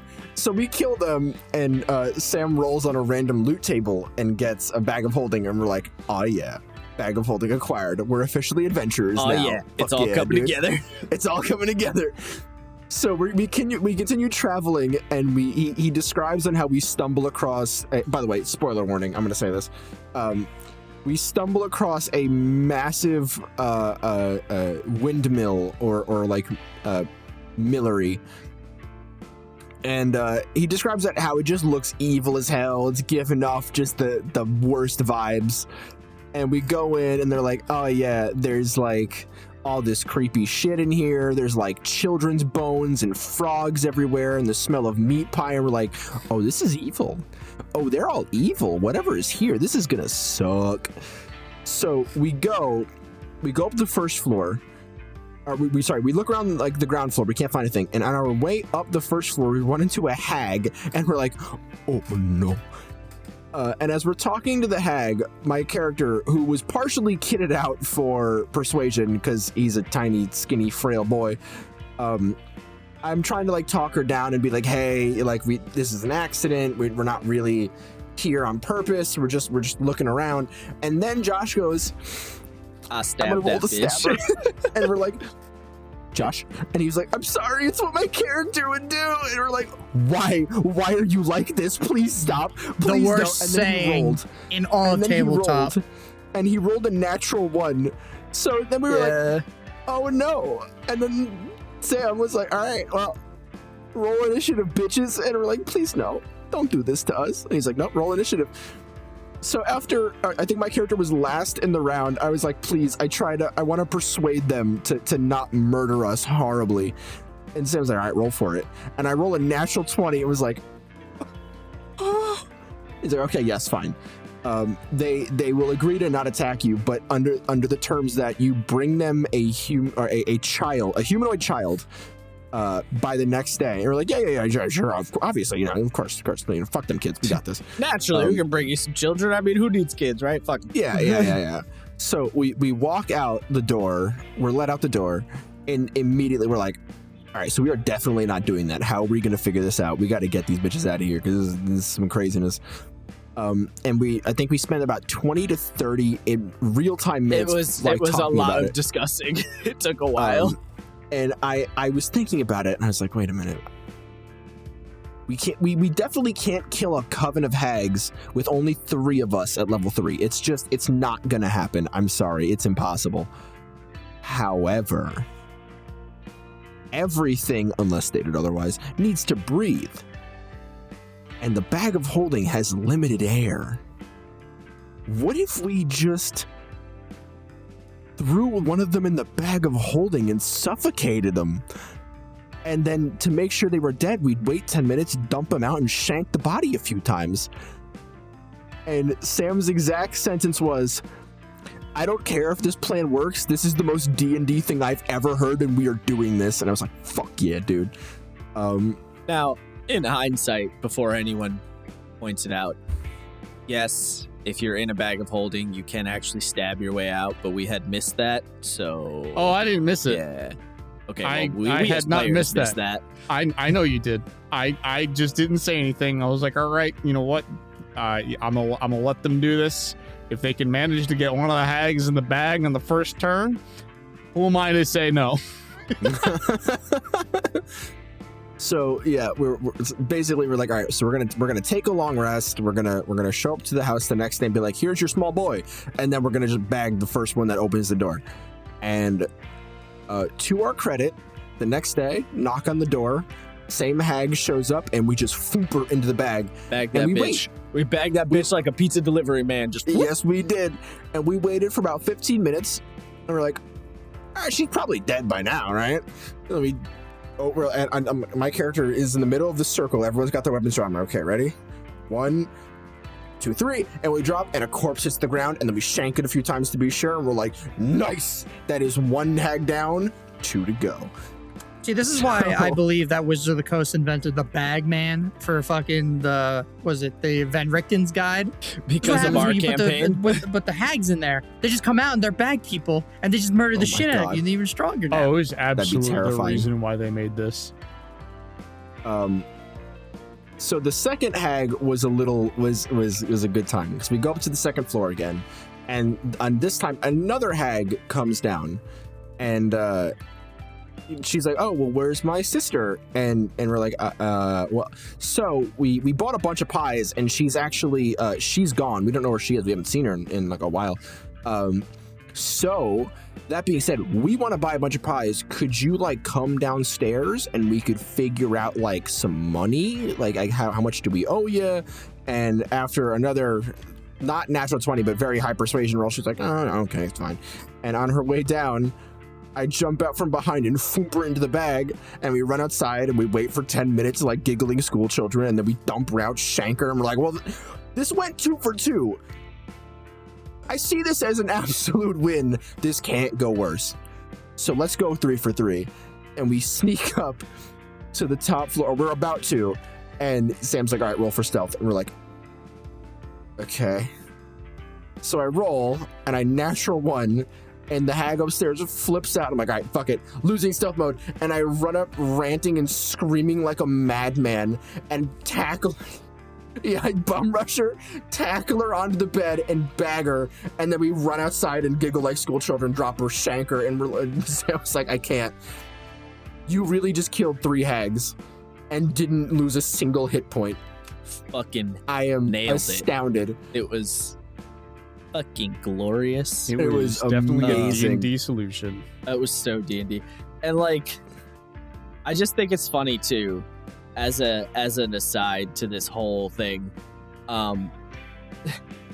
because excuse me, I've heard other people like online and shit tell stories about them encountering the hags in Curse of Strahd, and literally every person, like every video, every post I've read, all that shit, every person basically says the same thing. They were like, yeah, you know, Wizards wants you to run away from this encounter, but instead of run away from this encounter, we basically just came up with some stupid ass way to beat it. And that's what literally everyone says. So like, we're not even alone. Like I heard one story where they kicked the hag into the furnace and then shut the door and just burned her alive. I heard another story where they like went upstairs and like kicked him out the windows and then just rained arrows down when they tried to run back up. Like I've heard so many crazy stories. D&D stories. Like just the craziest shit about people and how they've dealt with these fucking hags, because basically nobody, like literally no one went, oh yeah, and then we saw the hags and we ran away. Like that's not how anyone ends the story ever. So I just look at that encounter and I'm like, man, this is a great example of developers have one idea, player base, completely different plan. Just so off base what they wanted. Yeah, it really was Wizards of the Coast wants you to run, every player chooses violence. Yeah, literally every other player is like, no, I don't think I will. I don't think I will. And like, I don't even understand what the point of that encounter, like what was the point of having players run from like other, I guess the idea was to be like, ooh, Curse of Strahd is dangerous, but it just turns into memery. So like, I don't know. Yeah, but that happens with all encounters. I guess, but like, Kind man, of. that one in particular really seems to bring the stupid out in people. I don't know why. I mean, you know, I mean, listen, I kind of expect the stupid from y'all now. Well, yeah, Friday now, of was- course, it's part of the was- brand. Well, yeah, it's kind of just the campaigns at this point. Like last Friday was an excellent example of like just the tomfoolery that we get up to. Yeah. I'm gonna jump into the lake. Oh, I wasn't even thinking about that, but the hey yo, I bet you a goal to find something dangerous down Oh, there. yeah. I bet. Yeah, that was pretty funny. Me and another player were just like, hey, I bet you a gold. He sticks it. Isaiah's character, we're like, I bet you a gold. He sticks his head in the water and just gets like eaten by something. And then he like checked the pond out or whatever, and nothing happened. And then we came, and so my character got the gold, and I was like, or no, my character gave the gold away, and I was like, damn. And then we come back around, and Isaiah's character jumps into the pond and gets attacked by a giant crocodile. And the first thing I say is, give me that fucking gold back. I stand by this. It was fucking worth it. It was amazing. It was worth it. I just Sam's reaction of me going, fuck it. I dive in the water and him being like, oh. Unfortunate. Oh, do you now? Oh no. his exact, I see. Okay, well, I'm like, I see, here it comes. Here it comes. God. Worth. Anyway. There's also the time where you guys were like, all right, I stealth up behind him and I put my dagger to his neck. Oh, I'm like, yep. Yeah, I'm gonna Yep. kill you if you don't do this. All right, do it. I want to die Do it, punk. anyways. Yep. That was that's a whole other. I just, oh my God. Yep. I killed what, 4 guys? Four guys. Without even rolling initiative? Yeah, Yep. that's it. Yeah. Yeah. Each one was like, do it. End Do my it. suffering. And Do my it, character's bitch. like, okay, well, my alignment is neutral. Shank. Stabby. I'm chaotic enough for this. Good times. Anyway. How did we get here? I don't That's know. the magic of I really tangents. got no I don't- idea. I really don't need to know where I don't know. we came from, how we got here. All part of the adventure. Yeah. Oh, Seriously. you said it. You said the magic. Well, backtracking, because I know Isaiah did ask me the question at one point of like, I know what my feelings are on prepping. I know, crazy. We're going back to an actual topic here, but What? No. yeah. So I think it's interesting because I have a really like I don't know. I have like I'm like the kid that went to the private school and got like a really weird education because like we said in in the first episode, I technically started with Dungeons and Dragons 4th edition, but I didn't really prep properly because I didn't really understand the game properly. So I don't really count that as my starting point when it comes to learning how to GM, really. Like I was, but I was just kind of floundering about like an idiot. So my real start point with GMing was GMing Dungeon World. And now I know I'm the only person amongst us that has run a Powered by the Apocalypse game. And it is my favorite style of game to run right now. Who knows if that'll change in the future, but as of right now, it's my favorite shit, which is why I'm super excited that we're getting a Powered by the Apocalypse Avatar: The Last Airbender game. Or should I just say Avatar? It's not only Last Airbender. So my prepping method is very Powered by the Apocalypse based, and the way those games do it is you don't prep scenarios and you don't prep like dungeons and adventures with set endpoints. You prep what are called fronts, and this is kind of similar to what you were talking about, Isaiah, that you do with your game, where you're like, oh, there's events that are happening and the players set the event off, and even if they don't do anything, like it keeps going on in the background and like stuff will happen. Fronts is essentially fronts is that concept like codified into the game. So you prep stuff that is happening in your world, and then those events are happening. The way it's described is you prep the game as if the players didn't exist. So you prep all of your fronts, and they're called fronts. Well, in Dungeon World, they're called they're called adventure fronts. They're called fronts because the terminology is based on wartime, where you say you're fighting a war on multiple fronts. I did quotation marks with my finger there, which I don't know why. No one can see my fingers.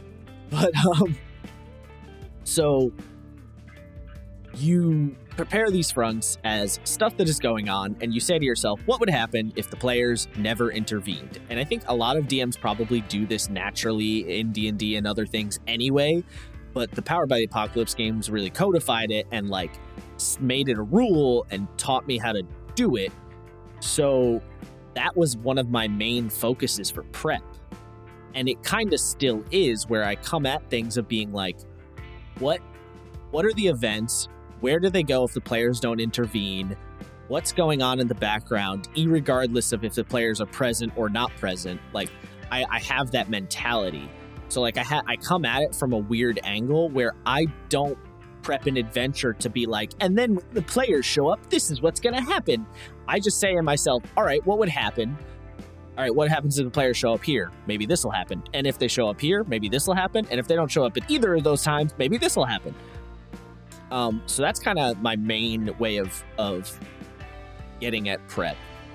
And then from there, it just becomes a case of like, I plan scenes. I like to prep moments. So I will write down like, this guy's going to show up and do this, and this is going to be a scene, and the point of this scene is this. So I kind of do this like play thing in my head where I'll be, and when I say play, I mean like a theatrical play, where I'll be like, oh, I want Captain Darkthorn to show up in the city as soon as the players get here, and he's going to have a conversation with all of the refugees coming into the town and explain why he can't accept them into the town, and then this is going to convey to the players why there's so many people in this town, and why they're low on supplies and all this other stuff. And like that will sort of let them know what's going on, and they could just completely ignore it, and that's fine. The events are still going to move forward.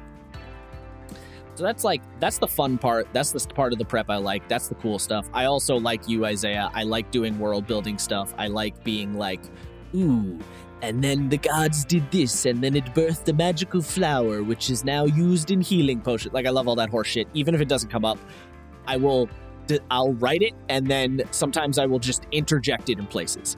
So, like, one thing I did for our current campaign, and Isaiah and Sam, you've probably noticed, is like, I've come up with different terminologies for things.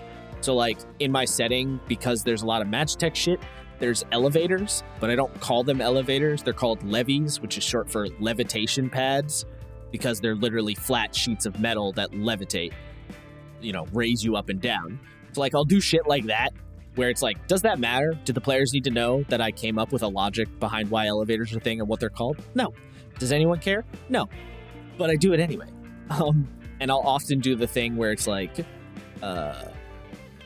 there's like a term for this, but like I'll do the thing where it's like, this item is technically called this, but everyone refers to it this way. So like a phone, your phone is technically called a cellular phone, but everyone just says cell phone or phone, right? So like that's I'll do that a lot in my prepping. This is a good way to do like spice up your world building with little tidbits, by the way, for anyone who's listening, in case you need some ideas. That's why I did the whole thing where like, oh, it's a levitation pad. Oh, people call it levies. I know that sounds very British, but it works.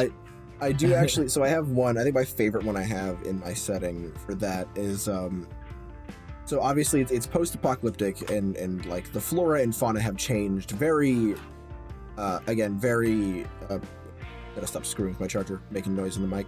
But it's very Borderlands, very Mad Max, very Fallout inspired.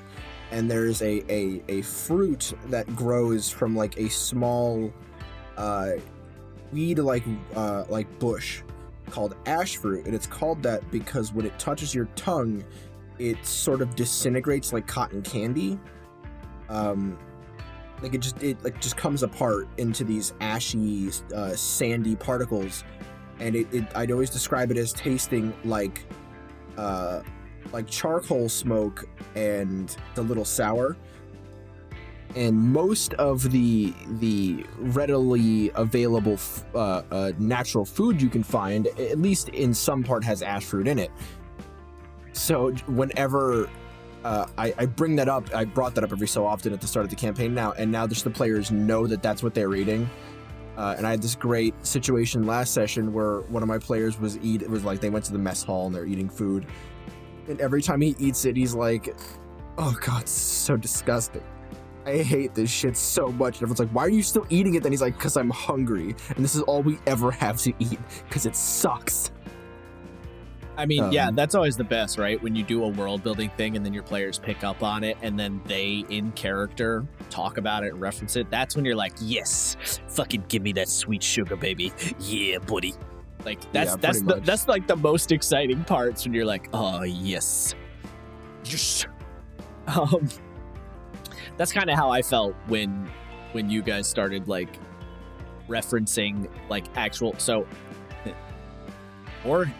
more of my OC do not steal nonsense. My setting is heavily like Greek and Greek mythology influenced. So the players in character were like referencing actual Greek gods and like referencing mythos around them. At which point I was like, oh yeah, that's the good stuff. Give me more of that. Because I made a reference to the pomegranates from the underworld, which is a whole thing with Persephone and Hades' story, blah blah blah.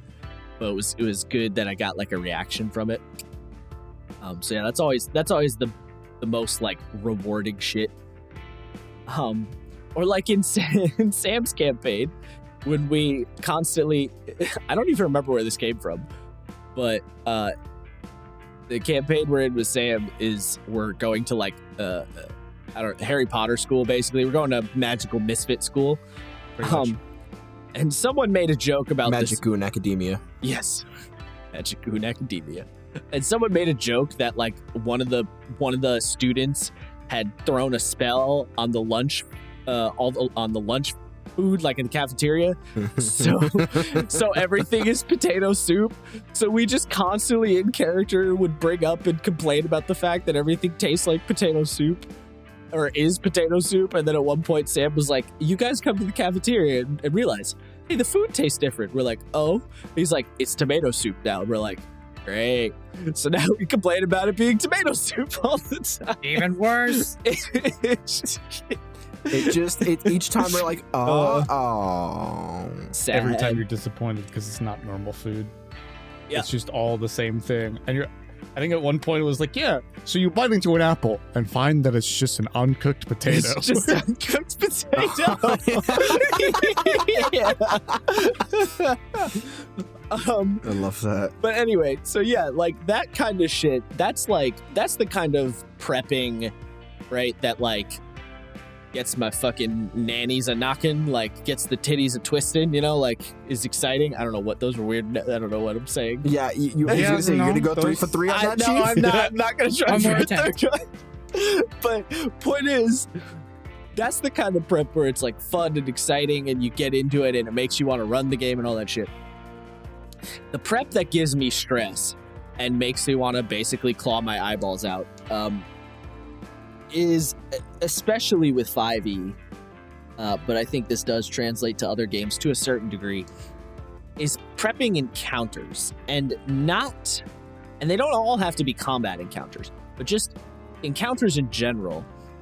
And it's not that I can't come up with encounters, but I have this awful self-imposed rule, kind of like I was saying, where I won't adjust stats on the fly. I have this thing where I GM where like I will impose rules on myself and like I just don't break them. I'm like, this is the rule, this is how I fucking do it, that's it. So when I'm prepping encounters, in my head, I have decided that the encounters need to make sense to the setting, like they need to make sense to the world and shit. So I can't be having an owlbear encounter in the Arctic. That doesn't work. And it's like, could I come up with a reason? Yeah, of course I could. But no, I refuse. It must make sense in a way that I like. And then the other thing is, I need the encounter to be different than the previous encounter in some way. It needs to show a different part of combat or a different part of the character or something. So I won't like reuse enemies that much, even though I probably should, because it will help my fucking sanity, but I just don't. And then the other thing is the encounters need to have a purpose. Now the purpose can vary. Like I'm okay with random encounters having minimal purpose, and their purpose is just, they just inform you about what the area is like, what lives here and stuff like that. I'm fine with that. So it doesn't always have to be a big purpose, but it needs to have a purpose to it. I can't just make a random encounter or make a thing or whatever. I don't know why. And if I do that, then I get stressed out. And then if I actually do the encounter, I'm like, what was the point? Why did I waste our time? And then my brain just spirals into a weird place. So like that's probably the biggest thing with me. To be honest, let me tell you how awful it is trying to come up with random encounters for a post-apocalypse where there is basically no published help that I could find that doesn't cost a crap ton. That's the other thing. I like barely ever use published anything. You know, like I'll use monster stat blocks, obviously, but like, I don't. That's a whole other episode. Church. Yeah. Like I don't use a lot of published shit. What'd you say, Sam? I don't even know where to begin with that. That is. I know. I think I know why you hate prepping for 5e. It's because you just give yourself too many rules to follow. I do. I really do. But here's the thing, literally, right? Me and Matt are like, hey, yo.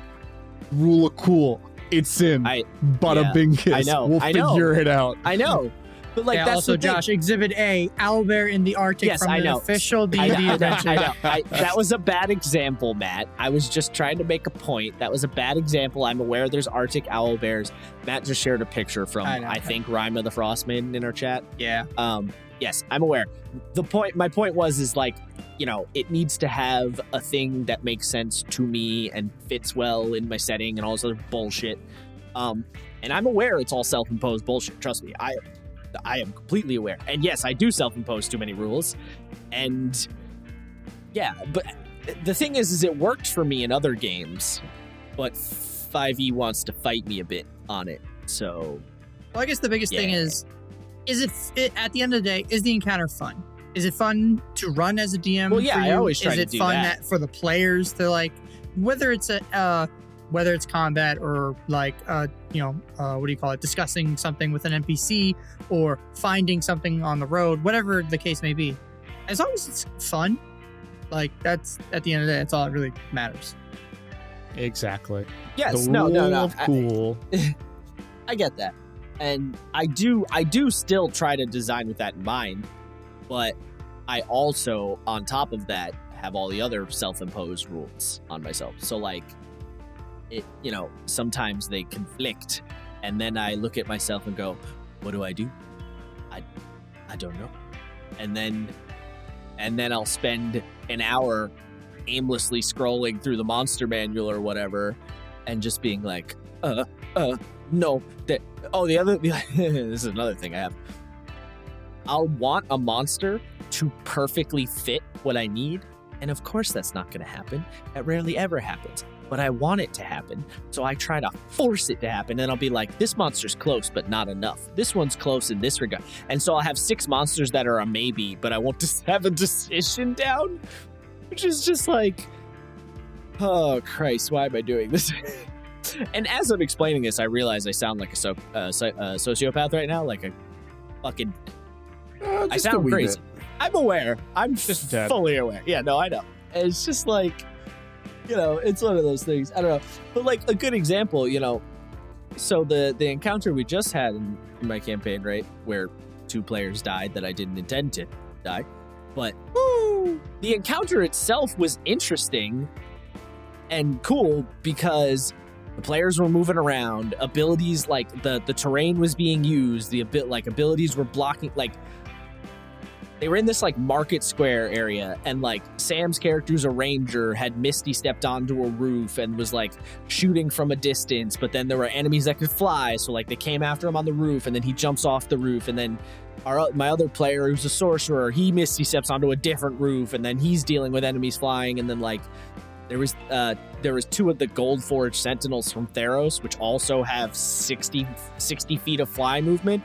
So like they were flying up and down and then landing and like dipping and dodging. And there was a wall of fire in the middle of the field that basically like cut the battle in half. So like not everyone could, like the enemies couldn't help all their allies and vice versa. Like ton of shit was going on. Like that's why it took so long, because there were so many things that were moving and shaking and all this other stuff. And there were enemies that could fly and enemies that didn't. And like Isaiah was in like a 1v8 on his own off to the side, basically, which was pretty wild. And so like that's the thing, is like when all of my self-imposed rules work is pretty great, but it makes the in-between prep heinous, to say the least. So yeah, like that's my big thing. I also have this thing where, because of the rule structure of 5e and other games I've done this with too, not just 5e in this case,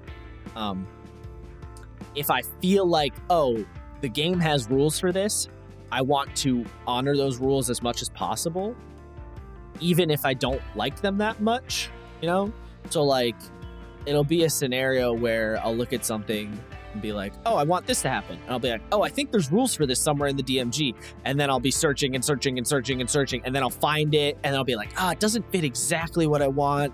And then I'll tweak what I had in mind to fit the rules better. So like, I have that where like, I really, not to say that I don't hack game, because I do.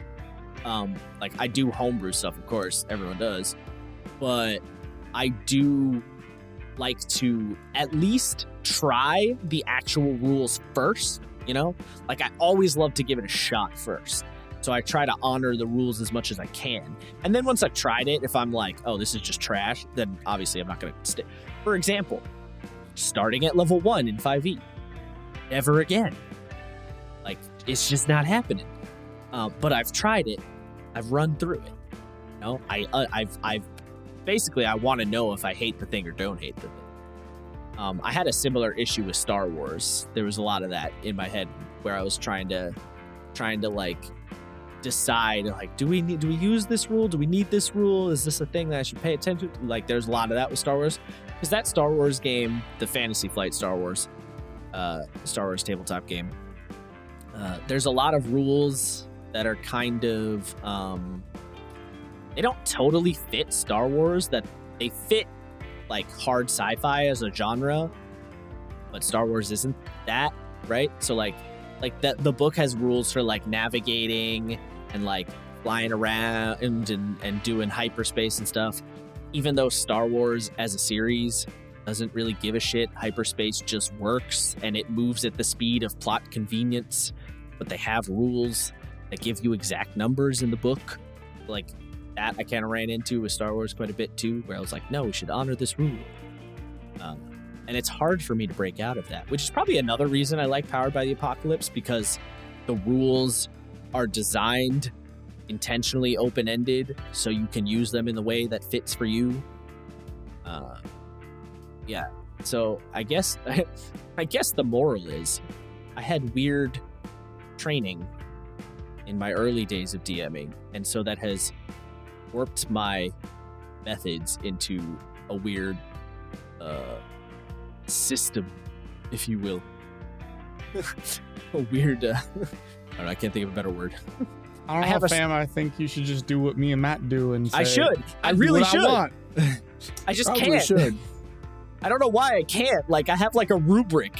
You know what I mean? Like, I literally, like, you know that This thing. man thinks he's still in school. That's what I mean, right? No, but you know that thing where like your English teacher gives you a rubric and tells you this is what you need to have in your essay, and then you make sure to hit all the bullet points on the rubric, or was that just me?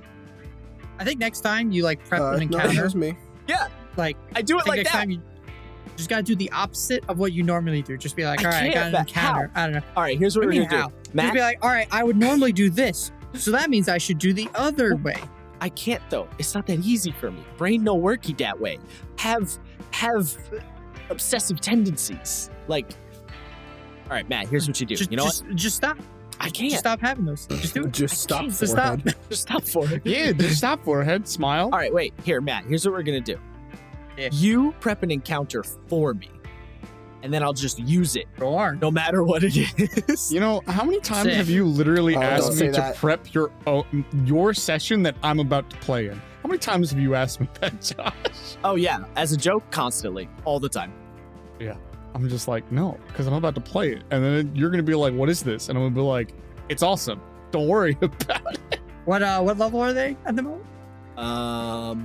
7. Hey, you guys like gray renders, right? Hell yeah. Hell yeah, dude. I like how you just picked a monster. This is clearly Yep. showing the situation. You just picked a monster. Yep. Oh So my I'm like, god. what's a monster I really like? What level are they? Gray render? Yeah, I could do something with that. Yeah, see, like, I can't. No, that's exactly what I do. That's how I do it as well, yeah. just, do I Yo, like the motherfucker, you monster? got superpowers. I'm going to fit this monster in here.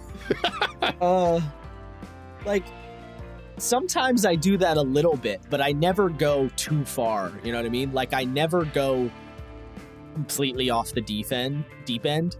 And what? I never go completely Uh-huh. off the Defense. Defend? Yeah. I never go completely off the deep end. I always try to still stay like I'll pick a monster, but I still want him to be kind of what I want, you know? Well, I'll that's never the best just thing. I'll never just roll a die and point at a monster on the fucking page. Like that sounds so anxiety inducing. I literally Bruh. do sometimes just flip through the monsters and say, that's a cool name, and then go from there. There are times that I Oh just my do god, that. I can't even I also Yeah. do that. I will say, so part of the reason.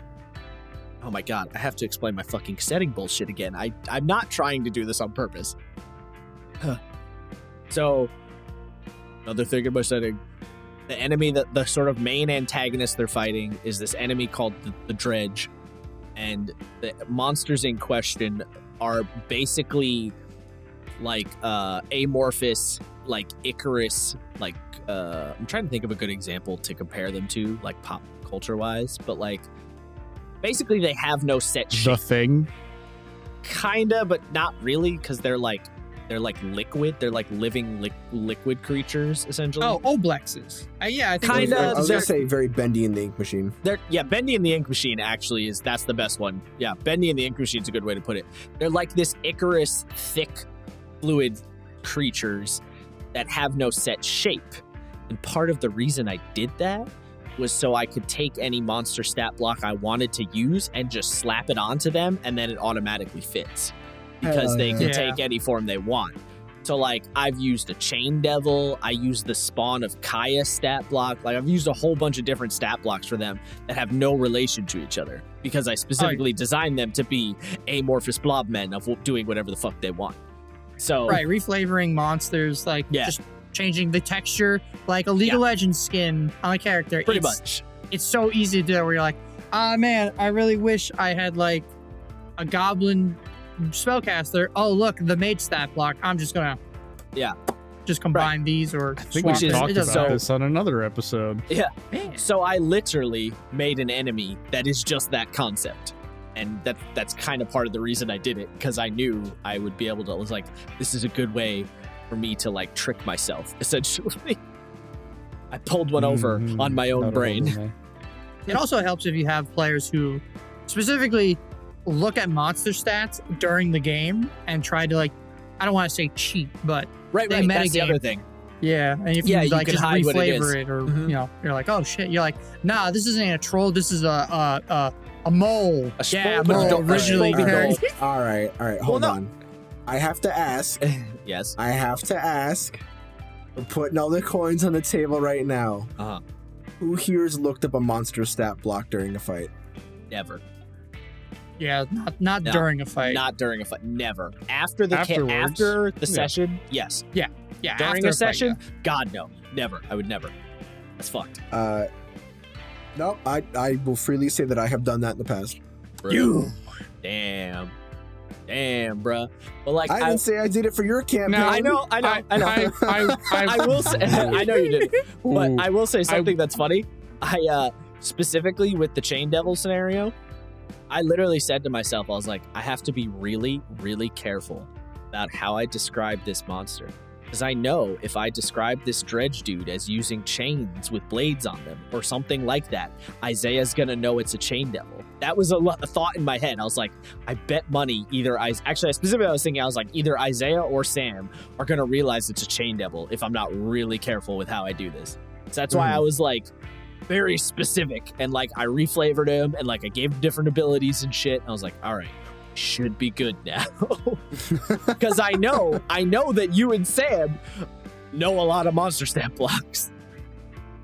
That's fair. So that I mean, is the a worst conscious part thought I is- have often. The worst part is when it comes to monster stat blocks, I don't think about them. And I think the worst thing is that like when we're fighting stuff, I'm like, oh, I know exactly what this is. Like when we were fighting the cultists, I'm like, yeah, they usually have chainmail and a shield. And then like the fight went over to the next session, and everyone was like, what's their AC? I'm like, oh, they're wearing chainmail, but they have no shield, so it's 16. Well, Just like yeah, Oh and my that was another God. thing. just things I like I- off the top of my head. I was like, yeah, no, this is it. In that particular case, I literally used the Use the token. I used the dead 3 cultist stat blocks from Descent into Avernus, and because we had played that recently, I was like, Sam and Isaiah are gonna recognize these guys. But in this case, I actually wanted you to recognize them because it was a plot point, so I didn't mind that you knew. You know what I mean? Mhm. Because I Yeah, wanted you to look I and get it. go, oh, it's the followers of the Dead 3. Oh, so they're involved in this. Like, yeah. So that was a very conscious decision. But it was kind of funny when you were like, oh yeah, they have chainmail and no shield. And I'm looking at the stat block and I'm like, I mean, he's right. Can't argue.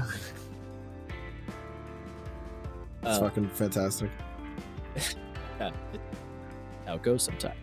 And then It just do be like that. the other annoying thing too is when you reflavor the monster, but you forget to change out their token art, and then your players are like, "Oh, it's just this," and you're like, "Fuck." That's a thing too, That's a good time. especially I've if you're never playing had on that Roll20. happen. No shit. Yeah, especially if you're playing on Roll20, and you have, you're like, I'm gonna use an archmage, but I'm gonna like reflavor him as an undead archmage or something, as an undead wizard, and then you don't change out the archmage token. Everyone looks at the art and go, "Wait, that's an archmage," and you're like, "God Hey, damn it!" hey, Actually, you you know want what? I to feel know? You like- want to know a fantastic trick for this? All right, literally just throw in a fake token onto the screen. Oh well, yeah. and I mean, then yeah, just of course. open it up. Oh hell yeah! That's the easiest way to do that. Just real quick. One thing I feel like I have to specify, yes, I have looked up a monster stat sheet in the middle of a fight. In my defense, Shame. we had fought literally dozens of monsters, and the situation in question was a werewolf. Look, And no, because no, if you were in my position, I know you would have done the same thing. no. So- I was gonna say, Isaiah, you explained yourself in episode 1 of what the situation It was a and, werewolf. so It was a werewolf, I don't blame you. and one of the players got bit by the werewolf, and then one of the other players was like, "I cast Greater Restoration," and the GM was like, "Okay, now make me 2 Arcana checks," and we were like, "Why?" And he's like, "To see if the spell works," and I was like, What? Nah, hold on. All right, that's I mean- that's a little different. That's like looking That's up calling like your DM rules. out. Yeah. I was gonna say like, there are times where I'm like, all right, To I be need fa- to check the wording on something because of Yeah. X, Y, and Z. Like for instance, the babus, like you said, I think it was probably me who was like, oh, is it because of the smell of the demons? And you were like, yeah, it's the smell of the demons. And then you looked at the rules and you were like, wait, it's not the smell of the demons. They just have a fucking awful aura. Oh no, yeah. No, that was because Or the whatever devils. the Babu and the Bluzau or whatever, the goat dudes. The goat dudes have the stink. The Babu have a different con save thing. So I was mixing them up because they both had con saves. Yeah. I unintentionally made an encounter where the players had to make like 3 con saves a turn, basically. Good times. And I did not do it on purpose, but afterward I was like, man, this is fucking stupid. I should have checked, but oh well, here we are. Yeah, Basically, that's a bit much. don't use the goat dudes, the Bluzau or whatever, and the Babus. Do not use those demons at the same time because it's just Zhao and the or- Babau. mad fucking con checks. Or hear me out.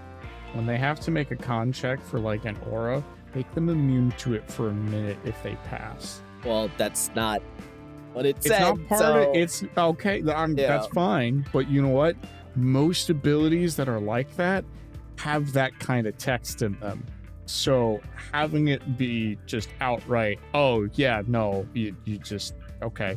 They're immune to this now. It's Sam, fine. Remember No one's gonna have problems with that. You remember that whole thing about how I can't change stat blocks on the fly? That whole yeah. Yeah. Here we are. You know. It just Here we again, are. it just sounds like you got a bit of a problem that you need to resolve. You I'm know? aware. It's You know? it's Just be more loosey goosey. I- Yeah, It's okay. just go listen, with the flow. Listen, I would love Go to. with I the would love to, flow. but brainy no worky no do. You know, You just gotta break your brain a little bit. I just shut it break down. your brain.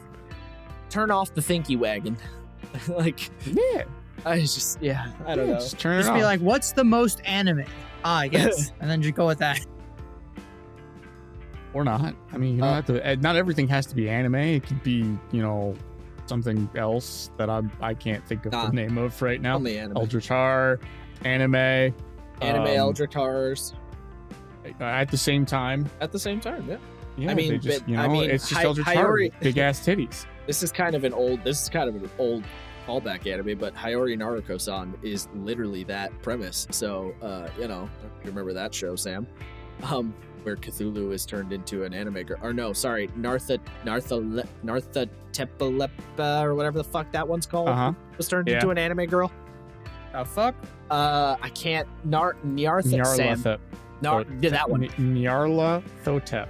Nyarla Thotep is Yes. an anime girl in this anime, and it's about her and another Eldritch Horror, and they just get up to weird shenanigans. It's a comedy anime. It's called Hiyori Naruko-san, if anyone cares. Hey, It was a Josh, good time. you wanna know something disappointing to you Huh? and not me? Yes, It was a visual novel. that's interesting. I mean, it's. I'll be I'm honest. not going to a be lot able of to. the I'm time- trying to Google this. Oh, I did actually find it. Wow. I didn't a think lot of the time, at least back at this point in time in the anime industry, a lot of anime was just I know. either light novel or visual novel adaptations. You know, also, side note, funny enough, I don't think Cthulhu ever shows up in the show. Couldn't tell you. But yeah, anyway, good comedy anime. But why did, how did, god damn. Yeah. I have a Yeah, random. welcome to the tangent. Go for Welcome it, to the man. tangent zone. I was gonna say, I do have a random kind of on topic question with this. If you got, besides like, if you've actually like, has anyone made a monster from? I don't want to say from scratch, but have you guys like actually homebrewed a monster in 5e or in any game? Yeah, I homebrewed guess. the fuck out of that dredge that was based on the Chain Devil. I gave him a bunch of stuff that was not normal. I didn't Like, do what'd it you from do? scratch. Just- I gave him. Well, no, yeah. I gave him an ability to summon a bunch of minions, which he did at one point. I gave him the ability. The room was basically filled with the ichor that makes up the dredge, so I gave him the ability to meld into the floor and basically disappear. And what else did I give him? Gave him. There was another ability I could think of. Like, yeah, I like threw extra stuff on him basically to make him more chill. I also gave him like better stats and stuff. But that's kind of, that's the usual. I don't Yeah, think what I've about- ever done entirely from scratch though. It doesn't. Yeah, I probably shouldn't have specified entirely from scratch because like I've done the same thing where I take a monster and then monkey with it so much until it's like a new thing. But I don't know. What about the other guys? Have you done anything like that? I have certainly created a completely homebrew monster, and you know what? I was gonna say no until I remembered that there's something that you guys have not fought yet in our campaign that is completely homebrewed. Oh So- no. Oh, boy. Can't wait. Yeah. That's slightly concerning, I'm not gonna lie. Oh, you'll be Isaiah, as far- you homebrewed those fucking Speedy Raptor boys. I did, yeah. Yawning. I'm sorry. Yeah. I mean, so for Hellscapes, they actually have a very, very intuitive monster builder, and they sort of explain to you in very loose mathematical terms, like what certain changes will do to increase or decrease a monster's CR. And like some ideas of like how much damage they should do, and like if they do an extra D6, then they increase by like a quarter CR, and if you make them like one size category larger, they increase by half a CR and stuff like that. So my main modus operandi for that is to take an existing 5e monster and just rip it apart and merge about 4 other monsters in with it, and then put the pieces that I like back together and see what I come up with. Yeah, there's very rarely do I just, oh my god, doing it again. Sorry. Very, very rarely do I just wholesale take a monster and just run with that, because there's a lot of things to keep track of in Hellscapes that are different than 5e, and you sort of have to figure out how to incorporate the monster's abilities that you want without just being like, hey, look, here's your play. Here's 2 different games. Have fun trying to put those together. Like a big one is vulnerabilities. In Hellscapes, vulnerabilities are not necessarily a damage type. They're like a behavior. So it's like, the first person that attacks this creature, the creature is vulnerable to all damage, or the first person that attacks this creature, all other creatures have they do double damage to it because it's focusing the first creature that attacked it, stuff like that. So yeah, the Ferroraptors are cool. They're basically like they're like giant velociraptors that are made of steel, and they have no arms or eyes, so they're just like moving bullets with razor sharp talons. It was a fun time. I have an NPC that the players haven't met yet that rides one, and I cannot wait because those things are so fun to play with. sounds like a time. Yeah, it's gonna be great. But we've been running for quite a while now. It's about 2 hours and 20 minutes. I think it's about time we start wrapping things up. So, does anyone have any final remarks? Any last things they want to say? I was gonna mention that there's a DM I follow on the Twitter lands who have games I have watched. Stephen Lumpkin, those on the internet who care. And he does a very similar thing with like bosses in particular. Is he just takes a crap load of abilities from different monsters and just smoosh together. So yeah, definitely a strong method to just slap things together. It works surprisingly well. Other than that, though, yeah, I don't know. I think the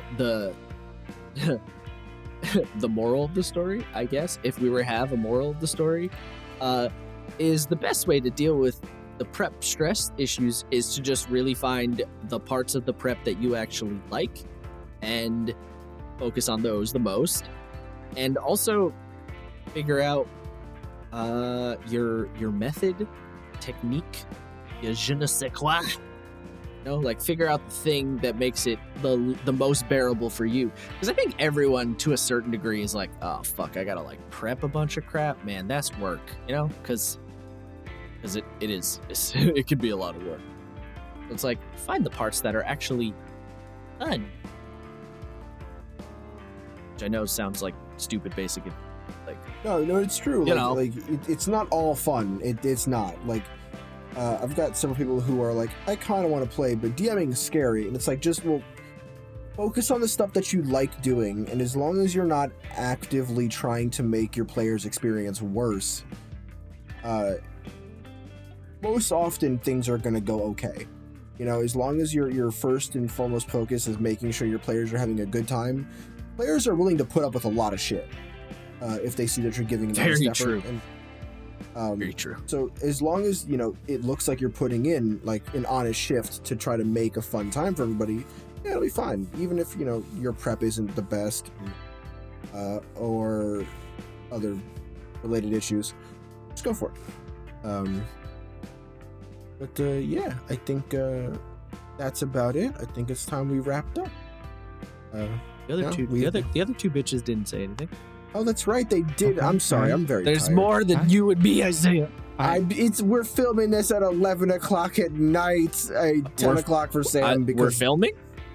It's news to me. Where are the cameras at? Filming. I don't know. Right in front of you. It's been a long day. Record? It's been. We've been recording for 2.5 hours. It's 11 o'clock at night, 10 o'clock for Sam because he's a special boy. He's a special boy. I'm a spoy now. Take we're doing the Matt method. We're taking the first letter of my name and throwing it in front of a word. Anyways, hell yeah. I don't constrain yourself. Don't constrain yourself to rules. If you think something is cool, don't be like me. Go for it. Don't be like him. Don't need a rule to do something. I'm not always like this, by the way. It's just on specific things. I'm just saying, like I'm not anti-homebrew or anything. This is gonna come out. This is gonna come off bad. I feel. Yeah. Keep talking. Keep digging that hole. You're in my game. You know I homebrew a bunch of shit. What? Say it. For a solid while, you were very anti-homebrew. I think you've changed the tune. No. I'm anti other people's homebrew. I do my homebrew all the fuck I want. Ooh, all right. That's another. Okay, That's Matt, another. Please, Matt, please take us away. Right. And remember, this for me. Remember, kids, steal, outline, and make sure everyone, including you as a dungeon master, is having fun. Because, it's a game at the end of the day. Yes, DMs. Don't fucking stress. Yeah, DMs are also supposed to have fun. That is a thing. Despite what? No, despite what the internet may tell you. Right. Excellent. I think we got that point. All right. Sessions canceled. Incorporated. No, Matt, stop. We can't do that. Canceled for real. You bastard. This is the second time. Oh my god. We're gonna get arrested, Matt. All right. Or something. I thought you guys don't know how stopped this works. recording. Thank you guys for coming. It's been you boy Isaiah, Sam, Josh, and Matt. This is the Sessions Canceled podcast. Thanks for coming, Oh. y'all. Good night. Follow us on Twitter and YouTube. Sessions canceled. Follow us on Twitter and the YouTubes. Sessions I don't know when Canceled these Link will be in the Sessions description. Against podcast. For Twitter, the second, No, the don't- last D in cancel, just take Don't. that out. It didn't fit, so it's canceled Don't. without that other D. Just saying. Don't. Just I don't. know, Sam. I'm just. Just cease. I know. Just shh. All right. Good night, everybody. Good night, everybody. It might not be bedtime for them. Don't say goodnight. Just say bye. God. All right. They can go to See bed you, whenever they motherfuckers. How about want. that? Yeah, that works. Deuces.